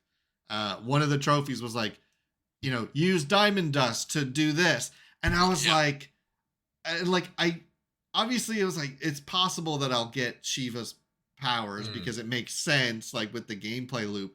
But I was like, oh well, Jill dies because all the yeah, other people are dying when I get their powers or whatever. yeah, And yeah. so that had me like super on edge Oh no, when we were getting. But then you have that moment with them yeah, on the beach or whatever, and she like gives them her powers like Yeah. willingly or whatever. Yeah. Like, okay, she's still alive. Still alive. Yeah. Oh man. No, and it was kind of like looking at the wheel. I was like, I feel like I'm gonna get Shiva's, but yeah. Once you see how many spots there are. Yeah, I was like, I feel like Shiva's gonna be in there, but I hope to God that there is a way. And Yeah. I mean, to be fair, you got everyone's powers without killing them. True. They died like after to something else. But it was like they died after because they went completely insane. yeah, exactly. Yeah. Or they like expended their power to try and fight you. And like I think that's what happened to Kupka, right? Didn't he like turn to stone? I forget. I guess like you stole his power and then like you cut off his hands and then he went completely insane. Right. I forget. Yeah, I forget how you find his body after the fight. Like after so you steal his power, then you fight him then you fight Titan. Right. That's right. Yeah. Okay, yeah, that's right. Yeah, so and that's what kills him because he goes like insane when like he didn't really have like the full power. So it probably was too much for his body or whatever, probably. And then same thing with like Benedicta, like you fight her semi-prime, take her power, and she goes crazy. She goes complete batshit crazy. Right. You defeat her in the Icon fight, and kind of then she's done. Yeah. But anyway, it definitely did not make me feel safe about taking Shiva powers until I saw how it happened. I'm like, oh, okay. It's definitely not as dangerous for that. But yeah, just like every moment with her was like her such a tortured character. Like oh man, and even just like in the past, like the childhood stuff, like she's she's just so pure and amazing, and everything about her was so loving, and just such good character development for her. She was awesome. Yeah, she was strong, really strong character. Yeah. Especially that's what I liked about that Iron Throne sequence is like she really just like had enough of this guy, and was like not holding back. There was I think we might talk about it on the podcast, but it's funny when you come back to her. When you have to fight her at the beginning, you're like stabbing the shit. Well, and you're like just like you're murdering her, and you're like, oh my god, that's Jill. It's like maybe you should have chilled out a little bit first before you like did all your crazy combo shit. And it's especially since you have all the combos now. It's so funny. And the way and like how you get your like what's his name? Ambrosia, your chocobo. You find your chocobo and he's like protecting that like, those younger chocobos or whatever. That was really cool. The whole part with so Dion, first of all, he was such a sick character. Oh man, so awesome. He starts out just like, it just seems like, oh, he's just an asshole Dragoon. Bad guy. Like he's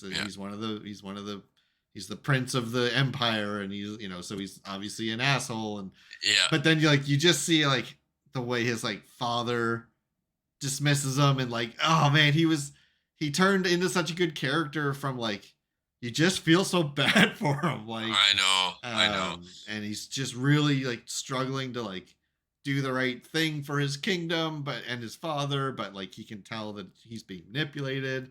And then man, when you get that scene when he knows, I think at that point that Ultima is like controlling the child, the kid, and when he like kicks his spear and like throws it, and man. his dad jumps away, like his scream that he lets out when he like realizes what he did or whatever. I remember that was in one of the trailers. It like zoomed in. It was one of the trailers that was sort of like explaining how these icons are people that turn into them, and that shot of him like screaming and like his eyes go flash and white or whatever happened, like when he starts transforming. I remember that in the trailer, Yeah. so it was really cool to see that happen. I just In that cutscene. anything him doing dragoony kind of Yeah, thing. I know, I love it. Just anytime he did anything with his spear, whether it was just like spinning it or throwing it or like, oh, it's just, I don't know. So many, there's so many different fighting styles in that game, and so many set pieces involving them of just like, that was a badass shot. Yeah. Like that. That was so subtle, but like that was pretty cool. And Yeah, then and when he you're was like the three, you, Joshua, and him are all fighting like Ultima at that one point, and it's like, like they're all doing. And I think you switch controls between them, don't you? At some point. it's like, yeah, when you essentially need to like, or at least cinematic events or something, and Yeah. like do like the Delta attack, whatever, and Yeah. Oh, try disaster. That's what it was. yeah, Yeah. something like It's that. so Yeah, cool. and I'm just like, there's so many times during this game where I'm just like, what is I happening? know. Because and It's such a spectacle. every icon fight was like, it'd be funny because I did like the Garuda fight, and I was like losing my mind. And you'd be like, "Oh man, like Like just that's tame compared to yeah, what they just turn into, but wait till you like you know, the Titan fight, even like man, the Bahamut fight is pretty like epic too. it's like Like flying you're in space. Like it's so crazy. It's like yeah, it was like an Unreal. Like I was thinking like Star Fox. Like it was like that type of a game for a few yep, minutes. yeah. Locking on and shooting the projectiles and Oh man, dodging just and yeah, I liked what you said too, where every the director or whatever wanted every icon fight to be kind of different. yeah, And it totally was, and yeah. I love the icon fights so much. When I went back and when I was doing the replay through and God, I don't even know how to describe it, but like the Garuda fight, the when you turn into Ifrit and you fight as Ifrit against her. Um, I think that was just remember how I said there was that moment in like remake when you're having that interaction with Roche, and I just Yeah, had a yeah, moment where I was like holy shit, this is a video game. Like I just had yeah, that kind of moment. I think that was that really hit me when you were doing that Garuda fight because yeah, when I went back and did it because it is slower, like it is a yeah, slower, more methodical fight. yeah, It allows you to really take in what you're seeing, I guess. yeah, And it's yeah, like there's just like part where like she jumps down and grabs your shoulders and like yeah, flips around and the camera flips around as she like yeah, throws you back. And it was like around then that I was like, this is a fucking video game, man. yeah, Like yeah. holy shit, it just looks so awesome and it just Um, I don't know. I don't. It just did something. It just did something to me, like remake did during that one part. yep. I think something for me with this game was just like the emotional level was at 11 at like all times. So Sure. not all times, but just like at pivotal moments. Yeah. Like, I remember like when you're kind of, I don't know, in Clive's mind when he kind of accepts his fate that he killed Joshua, and like you're kind of fighting yourself. Right. And anyway, just like it's just like storytelling in a battle kind of thing, Yeah. and like accepting your fate and all this kind of stuff. It was just like, Jesus Christ, this game does not stop. No. Like it does not stop pummeling you over the head Yeah. with uh It's like emotion kind of thing. Yeah. it puts when it gets into those like intense narrative moments, it like puts its foot on the gas and it does Mhm. not let up. It is like Man. full throttle the whole time until that cutscene is over or that battle Yeah. is over. Yeah. And the music in this game is top tier. I know. Holy crap. There's it a does there's a such a point good job. in the Ultima fight, like right at the end. Mhm. And now that you've done it, I'll see if I can find a good clip to show you the comparison. But it literally works in the world map theme of Final Fantasy One into Mm. the battle theme Yeah, yeah, of Ultima, and it's I, like it sounds so like ominous, yeah, being turned into like part of like a battle theme or whatever. But uh, and that was like one of those points where whenever games do this, and this is why I love playing 14 so much, because Soken absolutely loves calling back melodies from either yeah, other games or just even old melodies of 14, because 14 has been going, that since the 2.0 relaunch was like it was 10 years ago. It was yeah, yeah, 2014. yeah, So it's like even calling, if we're fighting a boss that has something to do with this nation, then he'll call back yeah, a melody from like a zone in that place in a bot, mhm, or whatever. Like he's so good at doing that, especially when he has bosses or areas that are um, um, inspired by or even directly from other Final Fantasy entries. He'll yeah, use boss themes or things like that, and yeah, he's so good at doing it in a way that's not like, hey, remember this song? Like, it's yeah, like, yeah, yeah, he's very good at weaving it in, and yeah. he definitely used Subtle. the like the Final Fantasy main theme a number Yeah, of times throughout this game, and it was always at like the perfect. I think it was like yeah, when you were getting ready to leave to go fight at Origin or whatever, and you're yeah, all giving your goodbyes, and yeah. all the people come out and like say goodbye to you or whatever. It was literally playing like the Final Fantasy main theme, Yep. and it's like, that's S- like, what a so good piece of satisfying. music. Yeah. It's so good. I also um I just loved I don't know. Crystals are always so cool to me. I know. And just like going back to that being I saw someone mention it as just like the primary currency of this game. Sure. Like in narrative storytelling. Like Yeah. anyway, I just like that crystals are back.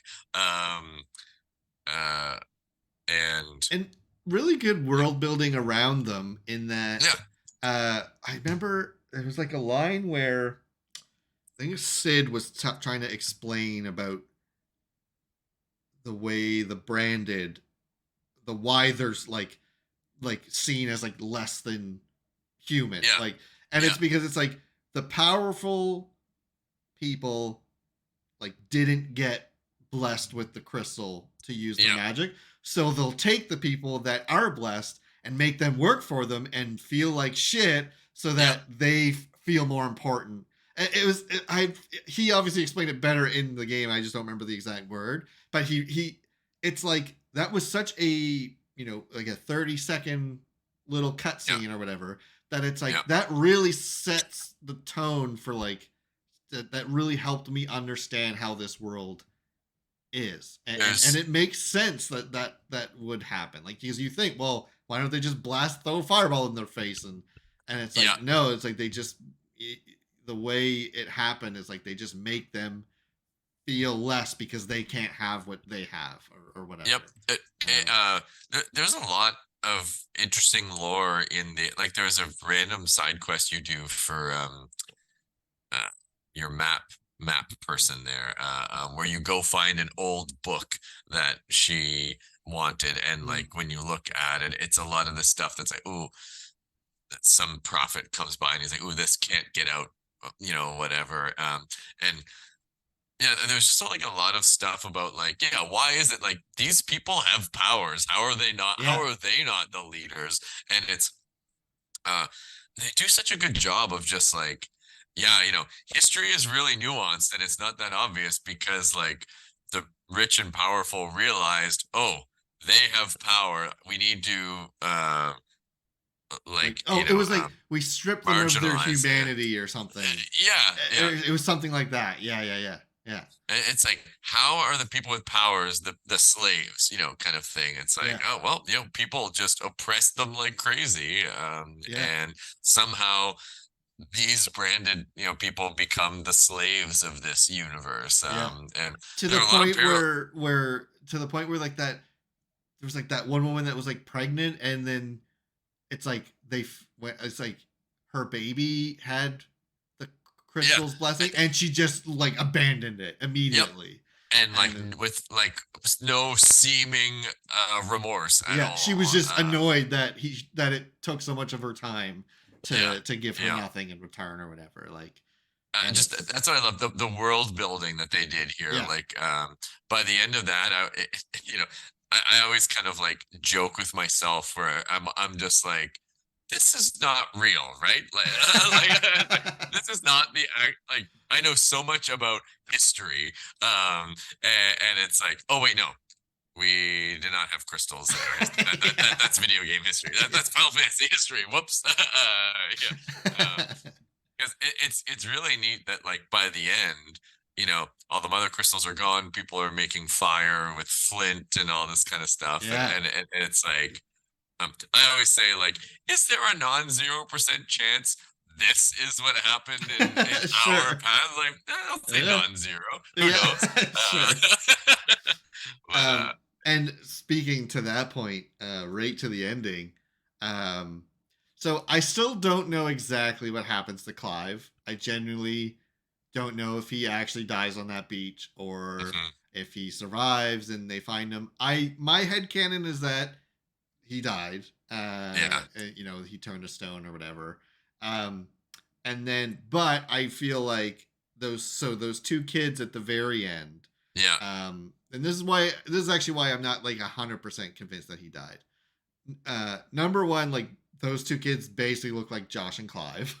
yeah, Um, yeah, so it could be that like Jill was pregnant at the end of the game, yeah, essentially. yeah, Like maybe she got pregnant, right before they left. yeah, Um, but the way that like Josh was definitely dead because he made a point of saying that like the Phoenix's power can heal wounds, but it can't bring people back to life, right?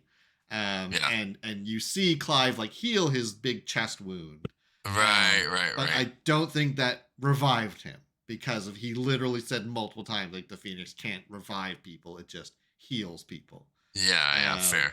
Yeah, and so I don't think Josh was alive because that book at the end called Final Fantasy, which is fucking yeah, awesome. yeah. It had his pen name, Name on it. Yeah, on it or whatever. yeah. So the reason why I think Clive maybe survived is because I feel like if Clive wrote that book, he would have done it under Joshua's name the way he took Sid's name. Yeah, And, yeah, yeah. Yeah. or if he did die on that beach, then Gav took over Clive's Yeah, legacy yeah, of yeah. preserving the way Clive preserved Sid's name. Yeah. Gav preserved, I guess it would be Joshua's name, but The Rossfield name, at right, least, anyway. Yeah, yeah, yeah. yeah. So Yeah. I feel like he's dead because it really felt like almost like he had to die with all that power. Like there's just no way his body, Yeah. and it would be as sad of an ending as it would be. Now they have said they they've greenlit like 2 DLCs for this game. Oh, wow. um I don't know, I hope it's not after the story ends. Like No, no, I no. hope it is a side story, or like maybe we get some like Benedicta and Sid lore because they have Yeah, yeah. history that we didn't Yeah. fully see or things like Yeah, that. kind So of a story that happens before going to Origin kind of thing. yeah, or within Yeah. that 5 year gap Yeah. that happens after Sid dies or something. Yeah. Oh, yeah. um Sorry, kind of just, it'll happen before going to Origin and fighting yeah, Ultima. yeah, Yeah. yeah, Yeah. yeah. So we'll see, but I don't think it will clear up the ending anymore.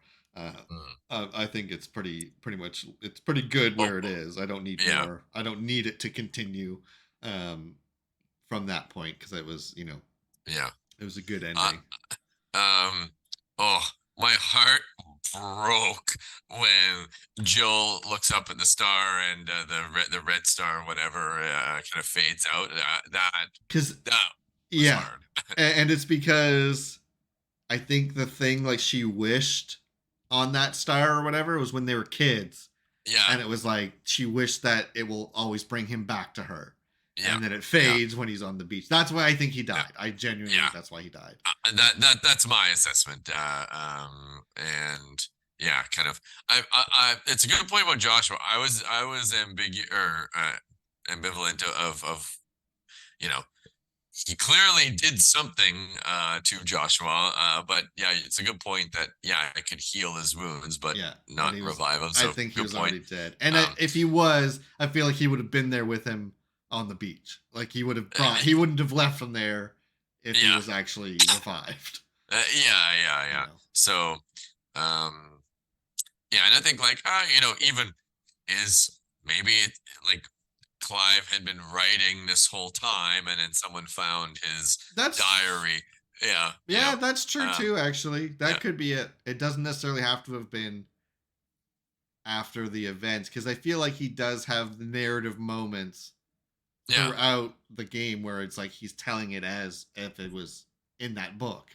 yeah, exactly. So yeah, Kind of that like, that could be true too. especially because like he's got his own whatever it's called, like his room and like the trophies and stuff, and Yeah, people write him and stuff like that, and so I feel like right just writing not a diary but a chronicle of his yeah, yeah. I think story. you could Yeah, be right. Yeah, yeah. and then whoever found it would name it after like Joshua because. Oh That's yeah. what Clive would have wanted, or Yeah, yeah, exactly. Yeah, yeah. yeah, And I yeah. bet like it'll have more gravitas if it was a chronicle written by Joshua than some outlaw. Right. Yeah, Yes. yeah, Yeah, like the yeah. chosen. What do they call them again? Not Um, I. They don't call the people icons. the dominance. Dominance. Yeah. Yeah, Yeah. yeah. The dominant of fire, or Yeah. of the phoenix. Yeah. Um. The other. Anyway. So the other scene I really want to talk about is, man, when you run into God, what is your mother's name in that game? That fucking bitch. Oh, yeah, exactly. Is it Annabella? Is that her? Yes. Yeah. Uh, Yeah. fuck, I hate that woman. Oh. When you run into her when Bahamut's destroying the city, Yeah. and like Jill immediately like puts a sword to like her throat and like you're not Yeah. going anywhere or whatever. Like she like Yeah. threatens her, and then like at the end when she just totally loses it, and uh Dion, uh, no wait, Dion, She slits her own throat. right? Uh, Oh, Dion throws it at the kid, right? yeah, Yeah, he throws yeah, the spear at the kid, and then she like fucking loses it. And it's like, yeah. man, it's like Joshua and Clive like didn't even blink, like Oh looking at yeah, her, like watching her, like looking right in her eyes as she cut her own throat. And that was just like the way the music, like like went really quiet, like heartbeat sound, like that was yeah. so intense. And like, yeah, they didn't even blink when she did it, and it's just like, man, that was Just like intense. she was. It's not even like, oh, she was a good mom and then fell to the dark side. She No, was awful in like the prelude, or like like the tutorial.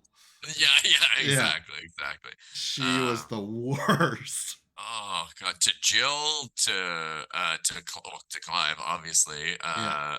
obviously to And then, um well, she was the whole reason that they got like, the attack. yeah, Yeah, yeah. She yeah. basically like, The made that Phoenix Gate. deal already. Yeah, yeah. And Um, then explaining her reasoning, just like, yeah, next try, you're still fucking bitch. yeah. Um, it's it was very Game of Thrones esque, and like Sure. a Cersei kind of character to me. She was just like, oh, she's the worst, Yeah. and no one would ever like her ever. Like, got it. Yeah. Yeah. But That scene was just so satisfying. Um, I know. I feel like it was good for like Joshua and Clive to just have that, yeah, like closure. closure, I guess, and Dion getting his wish of like actually killing the kid, Yeah, slash Ultima. I still don't know if it was a kid that got possessed by Ultima or if it was somehow just like Ultima from the beginning or something. But yeah, it's a little.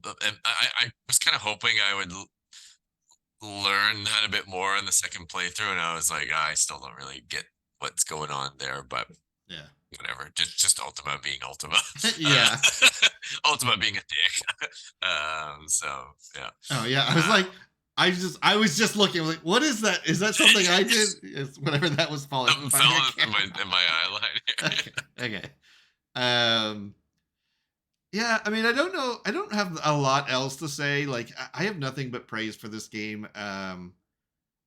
The side quest definitely got dumped on you a lot, and it was like it did slow down the pace of the narrative a little bit near the end. Yeah, But the side quests were super interesting. That it didn't really bother me. Like I yeah. enjoyed going through them. It's just when I did them on New Game Plus, I would just skip. I would just skip the dialogue or whatever because like, oh yeah, I know what this is. You know. I was just about to say my new game plus was a lot of like they'd get the three words in audio like Yeah, I remember. I remember. Yeah. yeah. Who's the what's that dude's name? The um sorry the main guy who kind of was looking after the people in the woods in that village there. Oh, I don't remember his name, but I know who you mean. Yeah. Anyway, It's that like the guy. one that you first come and he's like, oh, you offer us beds or whatever. It's like I offer you a floor or something like Yeah, that. yeah. Yeah, yeah. That guy can be a bit verbose, and so it's just like, okay, yeah, yeah, Yeah. okay, you've got wine, okay, yeah, Oh, blah, blah, yeah. and there's that more of the world building in talking about side quests. The one where that like rich kid was like Oh yeah, buying slaves to just have these like wolves like attack him or something. It's like, what the fuck? Like yeah, and even the father was mad that you interfered. yeah, Um, and I'm just like, what is wrong with the upper class in this game here? Like, man, and again, it just building world building into that lore of the rich look down on these slaves, and yeah, like they're anyway, less than human to yeah, those yeah. people. Oh, anyway, Uh, just very powerful, and uh, to me, I'd say the most the scene that got the most like or had the most like visceral kind of reaction for me was like from the demo, like Ifrit like oh murdering yeah, the Phoenix. and Josh, That's not Joshua, Clive, like screaming. yeah, and oh man, I still like it's hard to think about. Like, Ifrit at one point like takes like his hand and he just kind of makes this claw, and it's just like that's like Like the the killing killing blow. blow, Yeah. and it's so oh god, that really I was just like oh, I don't know if I can handle this game. That was just brutal. And then Um, you to find out like that was Clive like not realizing that he was not in control of himself and he was actually doing it all, right? yeah. Um Oh man, just it's just such a well-written game. You're searching after the hooded man, thinking that's Ifrit, realizing it's you, realizing that's Joshua. Like, oh yeah. my god, like it's just there's so much going on there. Um and then with just more of this world building stuff is there's that other side quest where like there's like the girl that was like kept getting new branded and just kept naming them Yep, as if it was like yeah, a new doll or something. yeah, And it's yeah, like, yeah, just stuff like that was so well like weaved into. That's why like even though they did throw a lot of side quests at you that would derail you for a while, it's like and a they good were lore. that good. Like they were really Yeah. good lore for the most part, other than delivering food. Yeah. I don't need to do that, but it's fine. It's a video game. Yeah, I think it was honest trailers that was just like, then you go be an Uber Eats driver. Yeah, yeah, that's what it was. Yeah. And there's that like one like final sort of side quest you get with Jill, where you like go to that like field of flowers or whatever. I'll put this Oh up yeah. on the podcast so that people can see it better. But I like took this picture and like added a bunch of like color filters and stuff. Mhm. It's on my phone Oh, of that's like that awesome. shot. I'll put it Oh, up on the podcast so people can see it in its like full. But that was like like my you background. So you I took like a photo in within the PS5 interface kind of Yeah, thing, so or I like yeah, yeah, screenshotted it, and then if you have like the PlayStation app on your phone, you can just download yep, captures you've taken.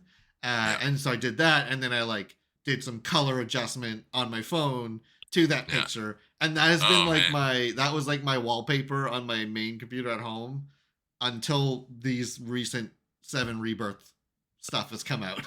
And my one at work is still that picture, like my background on Nice. my work computer, just because it was such a Awesome. good moment. I my wallpaper, like you can put a bunch of stuff in a folder and it rotates. Mm-hmm. So I've got the Crisis Core, like Zach Cloud Sephiroth, and then the Clive photo with Oriflamme like in the background. Oh yeah, yeah, Yeah. And now I get the Rebirth photo there yeah, as well. So, but yeah, anyway, yeah, that's a great photo. I'd like to get a copy of that. yeah. Um, I did one. I think I sent it to you via the PlayStation kind of. Oh, It's the Josh and Clive. yeah. It's Yeah, just like yeah, yeah. this is basically the podcast. Yeah, I'll throw that up too. Now that I think we alluded to that before, Yeah. but we didn't want to say what it was yet. I'm pretty sure I saved that when you sent it to me. But yeah, I'll throw that up too. Yeah. That Nice. was Nice. really funny. That's basically that is definitely basically the podcast. Except instead of fighting a all-knowing evil, we're just talking about video games. Anyway, two brothers, one dark hair and one brown hair. Yeah, that's close. That was close. the extent. Yeah. Cool. I think I think that pretty much covers what everything I wanted to say about 16. I know people. I mean, there's always going to be discourse, which is so funny. Where it's like, I saw this really funny meme that was like, when FF10 came out, everyone was like, "What is this stuff? Like Final Fantasy is, medieval, swords and magic, blah blah." And it's like Final Fantasy 12 comes out. What is this weird political whatever? Final Fantasy is all about blitzball. And it's like 13 comes out. What is these dumb characters paradigm system? Final Fantasy is about, the gambit system or something. And it's like it always like every single time one comes out, it's like everyone hates it until the next one comes out. And then they're like, no, that's not Final Fantasy. This one was like, you weren't here in the beginning. Shut up. Shut up. You didn't like it in the first place. It's such a good game. The combat's so good. The music. I'm trolling everywhere for. I know I saw a Square Enix email that you can purchase the OST now, so it's like I'm hoping you can find that somewhere soon. So if it's anything like the 14 soundtracks, it's usually like once it's available for sale, I think it's like upwards of a year, and then it's on digital. So it might only be like next summer that we get that we could have it on like Spotify and stuff. There's like a sampler with a couple songs, but it's obviously not the whole thing. Like I'd say for the past month, I've listened to like those 6 Spotify songs all day, every day, since I kind of finished it. So it's just like I just love like Find the Flame and all the stuff. Anyway, the music from like the first couple of hours, which is essentially what it is on Spotify. And it's like, Uematsu obviously is like the legend, and we have so much to thank him for music for this series. But it's like he's got to slow down at some point, which he already is starting to. And it's like if now if like the hands of the music are in like Soken and Hamazu, I think his name is. He's the guy that did the 13 soundtrack, and he helped out a lot on a 7 remake soundtrack. If those are the two like heavyweights carrying the music of this series for the next foreseeable future, like we're good. We are in a good spot. And the thing I love about Soken's music too, and this is true for 14 as well, and I think I've talked to you offline about this, is like he doesn't just do one style. Like he'll do the classic, like very classic, fantasy, harp and piano, whatever. Right. He'll do that, and then he'll do some weird synth like that. What was that? What was the name of that boss? Like it was like not Ultima yet. He was like that weird. God, what was the name of that boss fight? It's like big gray, creepy ass. The thing that like came out of the portal when you destroyed the first mother. Yeah, exactly. That's a very synth kind of track. Which seemed a little out of place at first, but then it was just like, oh no, this is exactly. When it kicks in, when like the Yeah, battle's going, it's like it yeah, fits so well. yeah. And yeah, so he just has so much range that he can do well. Like So talented. Yeah, yeah. yeah. And speaking of, I forgot to mention this earlier, but it's really funny if anyone hasn't seen it. The When we're talking about the ending and about the whole like the star, I forget. It's not Atrium or Medion. something. Yeah, Medion is from 14, and I always say that first, but it's not that. It's Mm. Metron or Merton or something like that. Metia or something. I Anyway, can't. whatever it is. So when I had Purpleschala on for the interview, she was talking to me about how she was listening to 16's music, but she hadn't finished it yet. And she's like, "Oh, I heard this like one song that was really pretty, and I want to learn it, or whatever." And but she said, I think she said like someone told her it's like the ending of the game, like it's during the ending of the game. So I Yeah, was like, and she was asking like, like should I not listen to it then or listen to the lyrics? And I'm a yeah, person who I always forget what lyrics are. And I was like, yeah. I'm not sure. I'll have to listen to it. And she's like, it's something about a star, and I was like, don't listen to it. Yeah.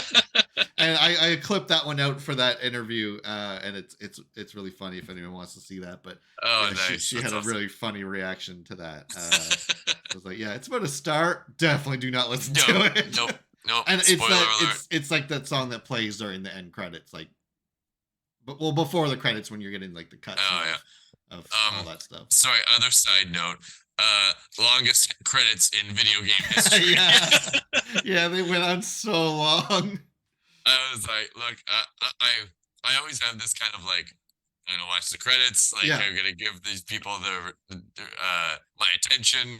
They did a lot of work here, and I was yeah. just like, Jesus Christ. I I mean, feel like it was 20 minutes and it wasn't over. like 30, 40 minutes. Yeah. Like, it was just like, I mean, played a lot of like the awesome parts of the soundtrack. So I mean, there was no Yes. complaints. I just kind of like had it up while I was like, I think that was when I was like writing some notes down about it to talk about later and like Yeah. texting people that like I finished it or whatever. And so I just kind of like Like, let it play what a and absorb it while that was all going on. what a production. Like, geez. Yeah.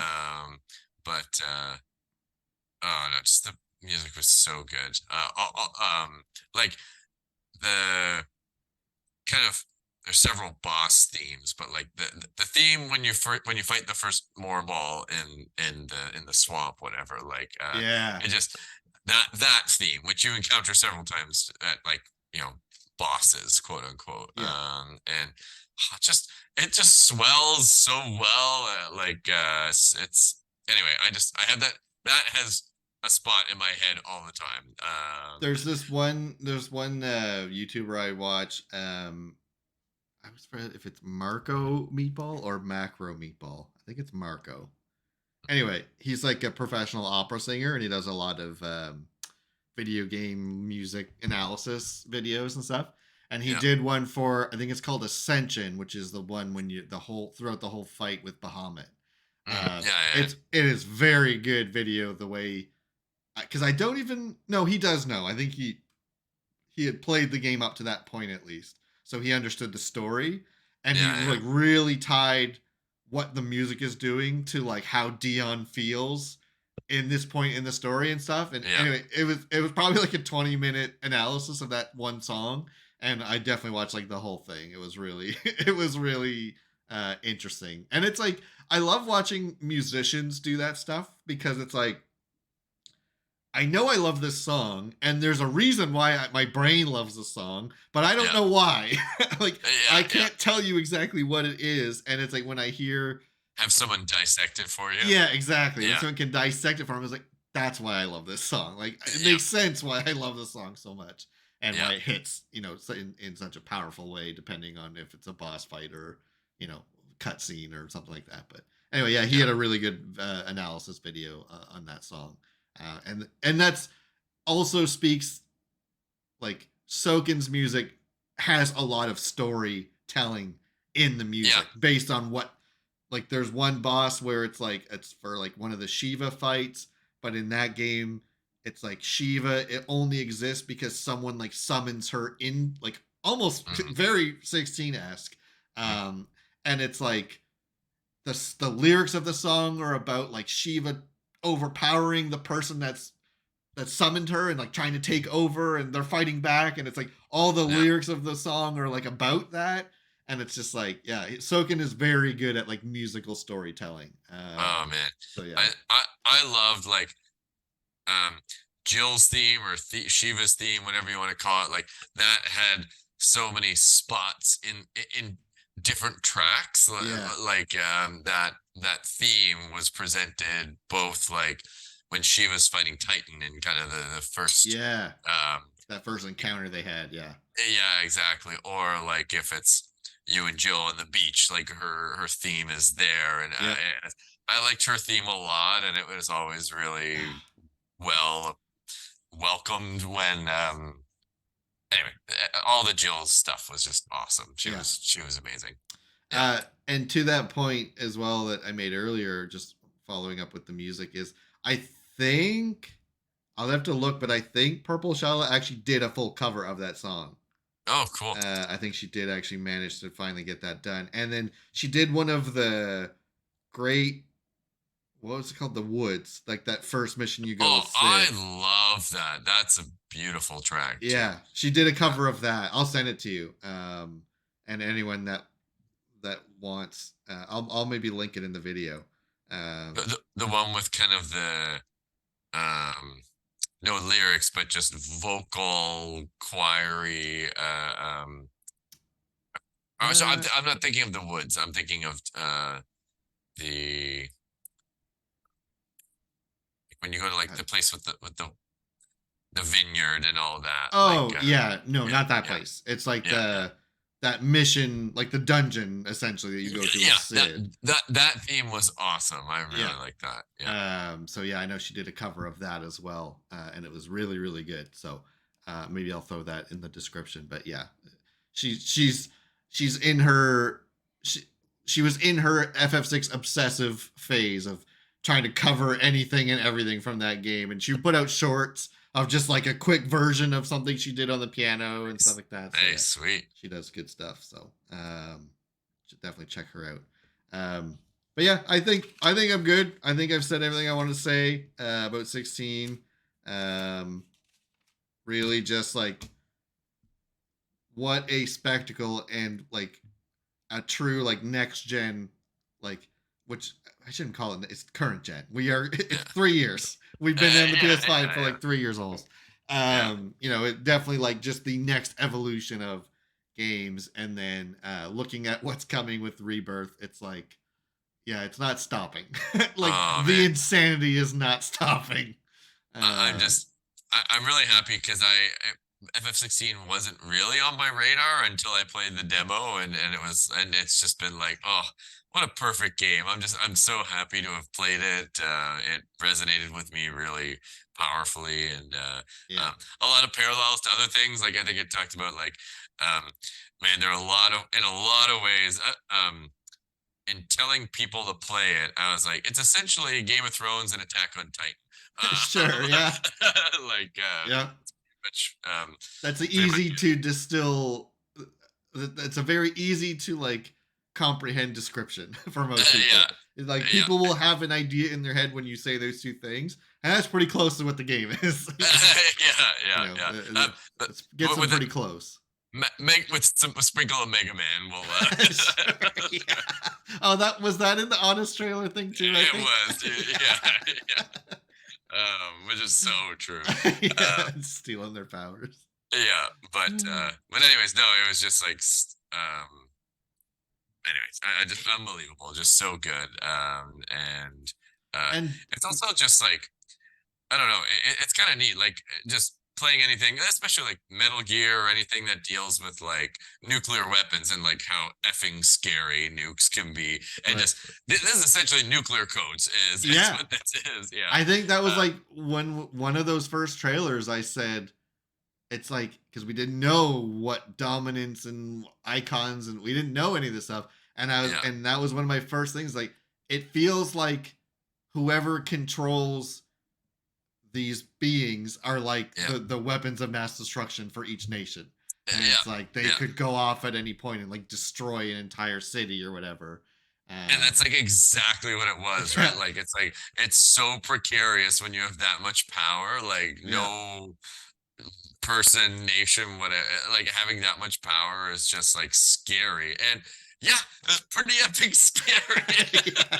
yeah, yeah. Especially when But Titan loses his temper. yeah, exactly.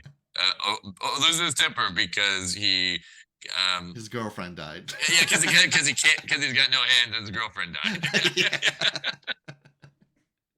Oh um, man, but anyway, loved it. It was just cool. anyway, It was perfect game for me. great. Yeah. Yeah, great for us. And man, it's like 5 months from now. It's not even. Usually, the worst part about finishing a Final Fantasy game is like, Mm, all right, I got probably 5 to 6 years before I can experience this, this yep. feeling again. And yeah, 5 months, February 29th. Oh, And how man, that seems crazy that that's so soon. we have Tekken a month before. So Oh it's like man, even the wait of February won't be that bad because we have Tekken to play. super side note, 10 seconds here. It's like the thing that was crazy is that um 7 remake came out like pandemic. And Yeah, it was just like that was like, well, I can't go anywhere. I have to stay, in home, quarantine, whatever. But like I had 7 remake. That was like my same. cocoon. And Literally it was just same, yeah. Because yeah, I had just just a we got laid off from work for like 8 weeks. yeah, Because we had to wait. The company we consult for was shutting down for 8 weeks, so yeah. they laid up most of us off for that, and it was like, I think that was like March like 30th or something. Yeah. It was like Yeah. a week before 7 Remake came out. Yeah. Oh yeah. So yeah, it was like same thing. It was like, I stayed inside. I didn't want it. I was too scared to go anywhere. It was still a very unknown thing. Oh And it yeah. was just like, okay, well, this game comes out in like 6 days, so I at least have that for the next like 2 weeks. And that's Yeah. when I platinumed it 90 hours in 7 days. Ridiculous. I wasn't doing anything else. Yeah, no, exactly.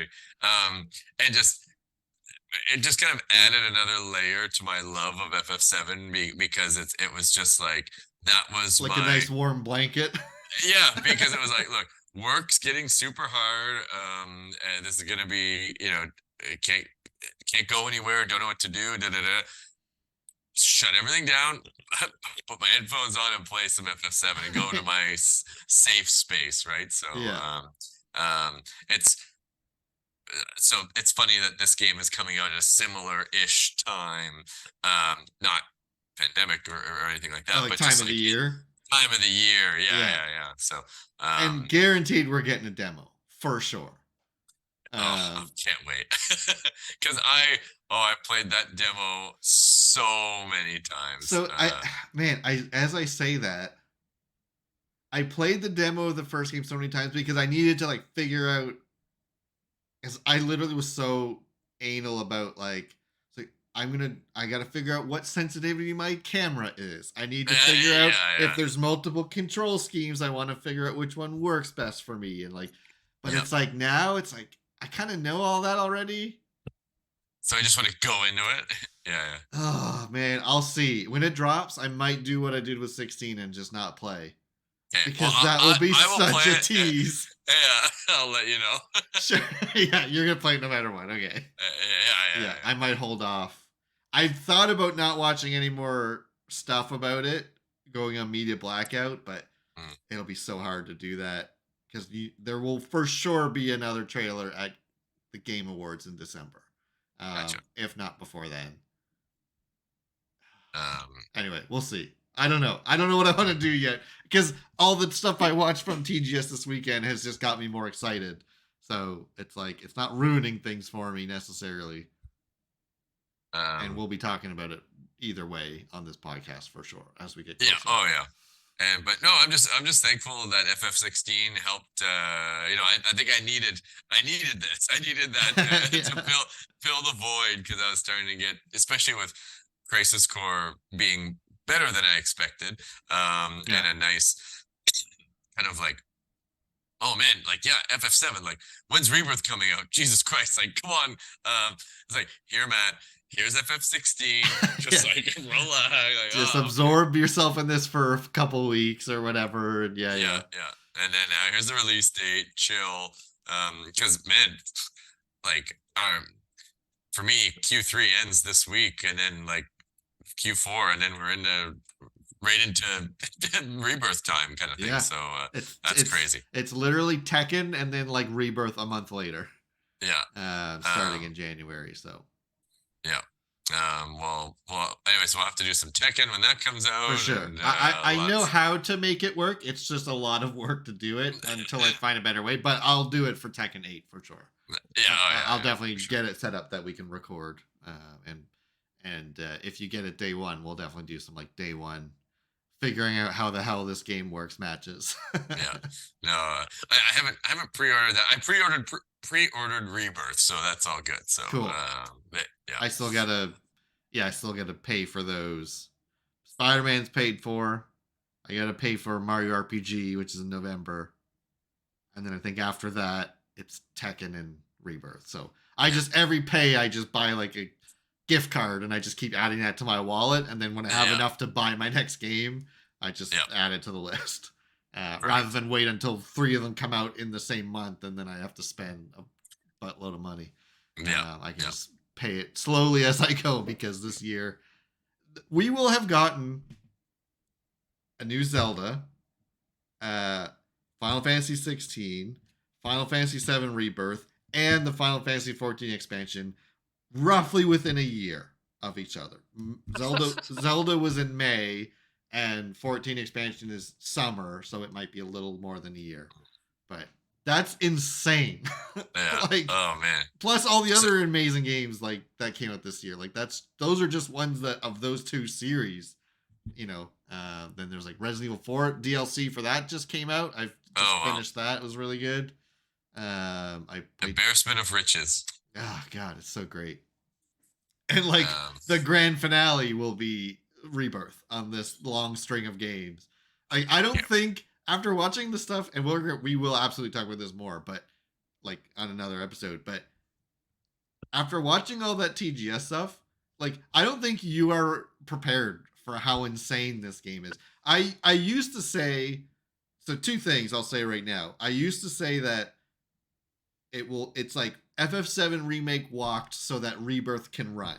Because it's like they're figuring out how do we make this battle system, newly designed battle system, like how does materia work, how, whatever, all weapon proficiencies, all these extra systems layered in.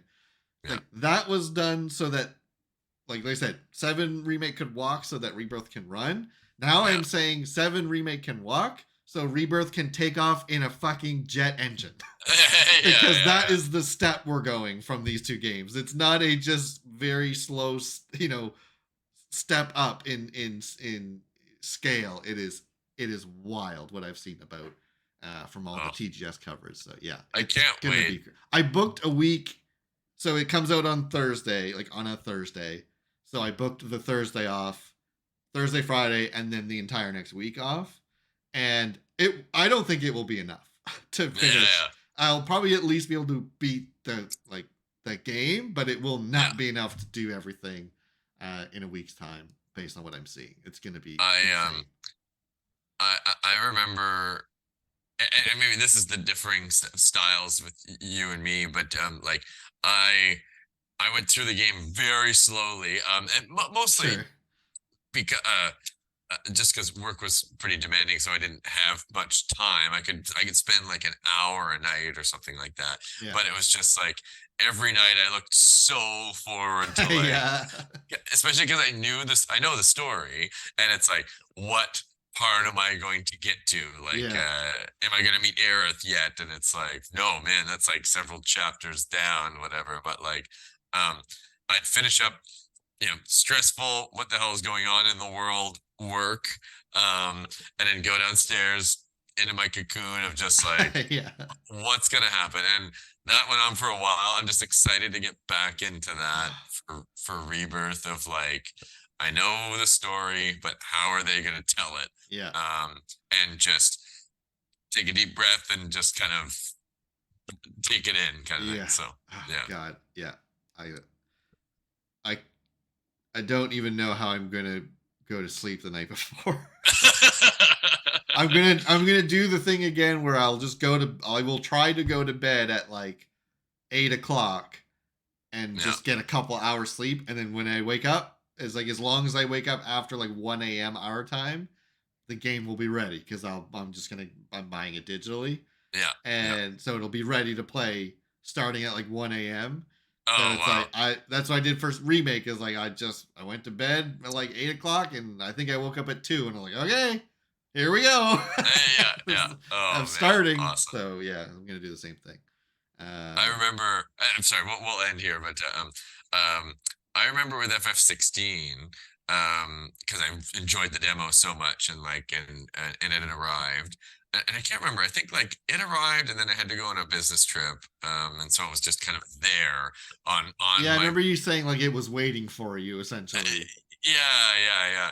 And so I like installed it, made sure all the whatever patches and everything is all good. And so I was like, okay, it's ready for me when I get back from this trip. I think it was gone for a week or two, something like that.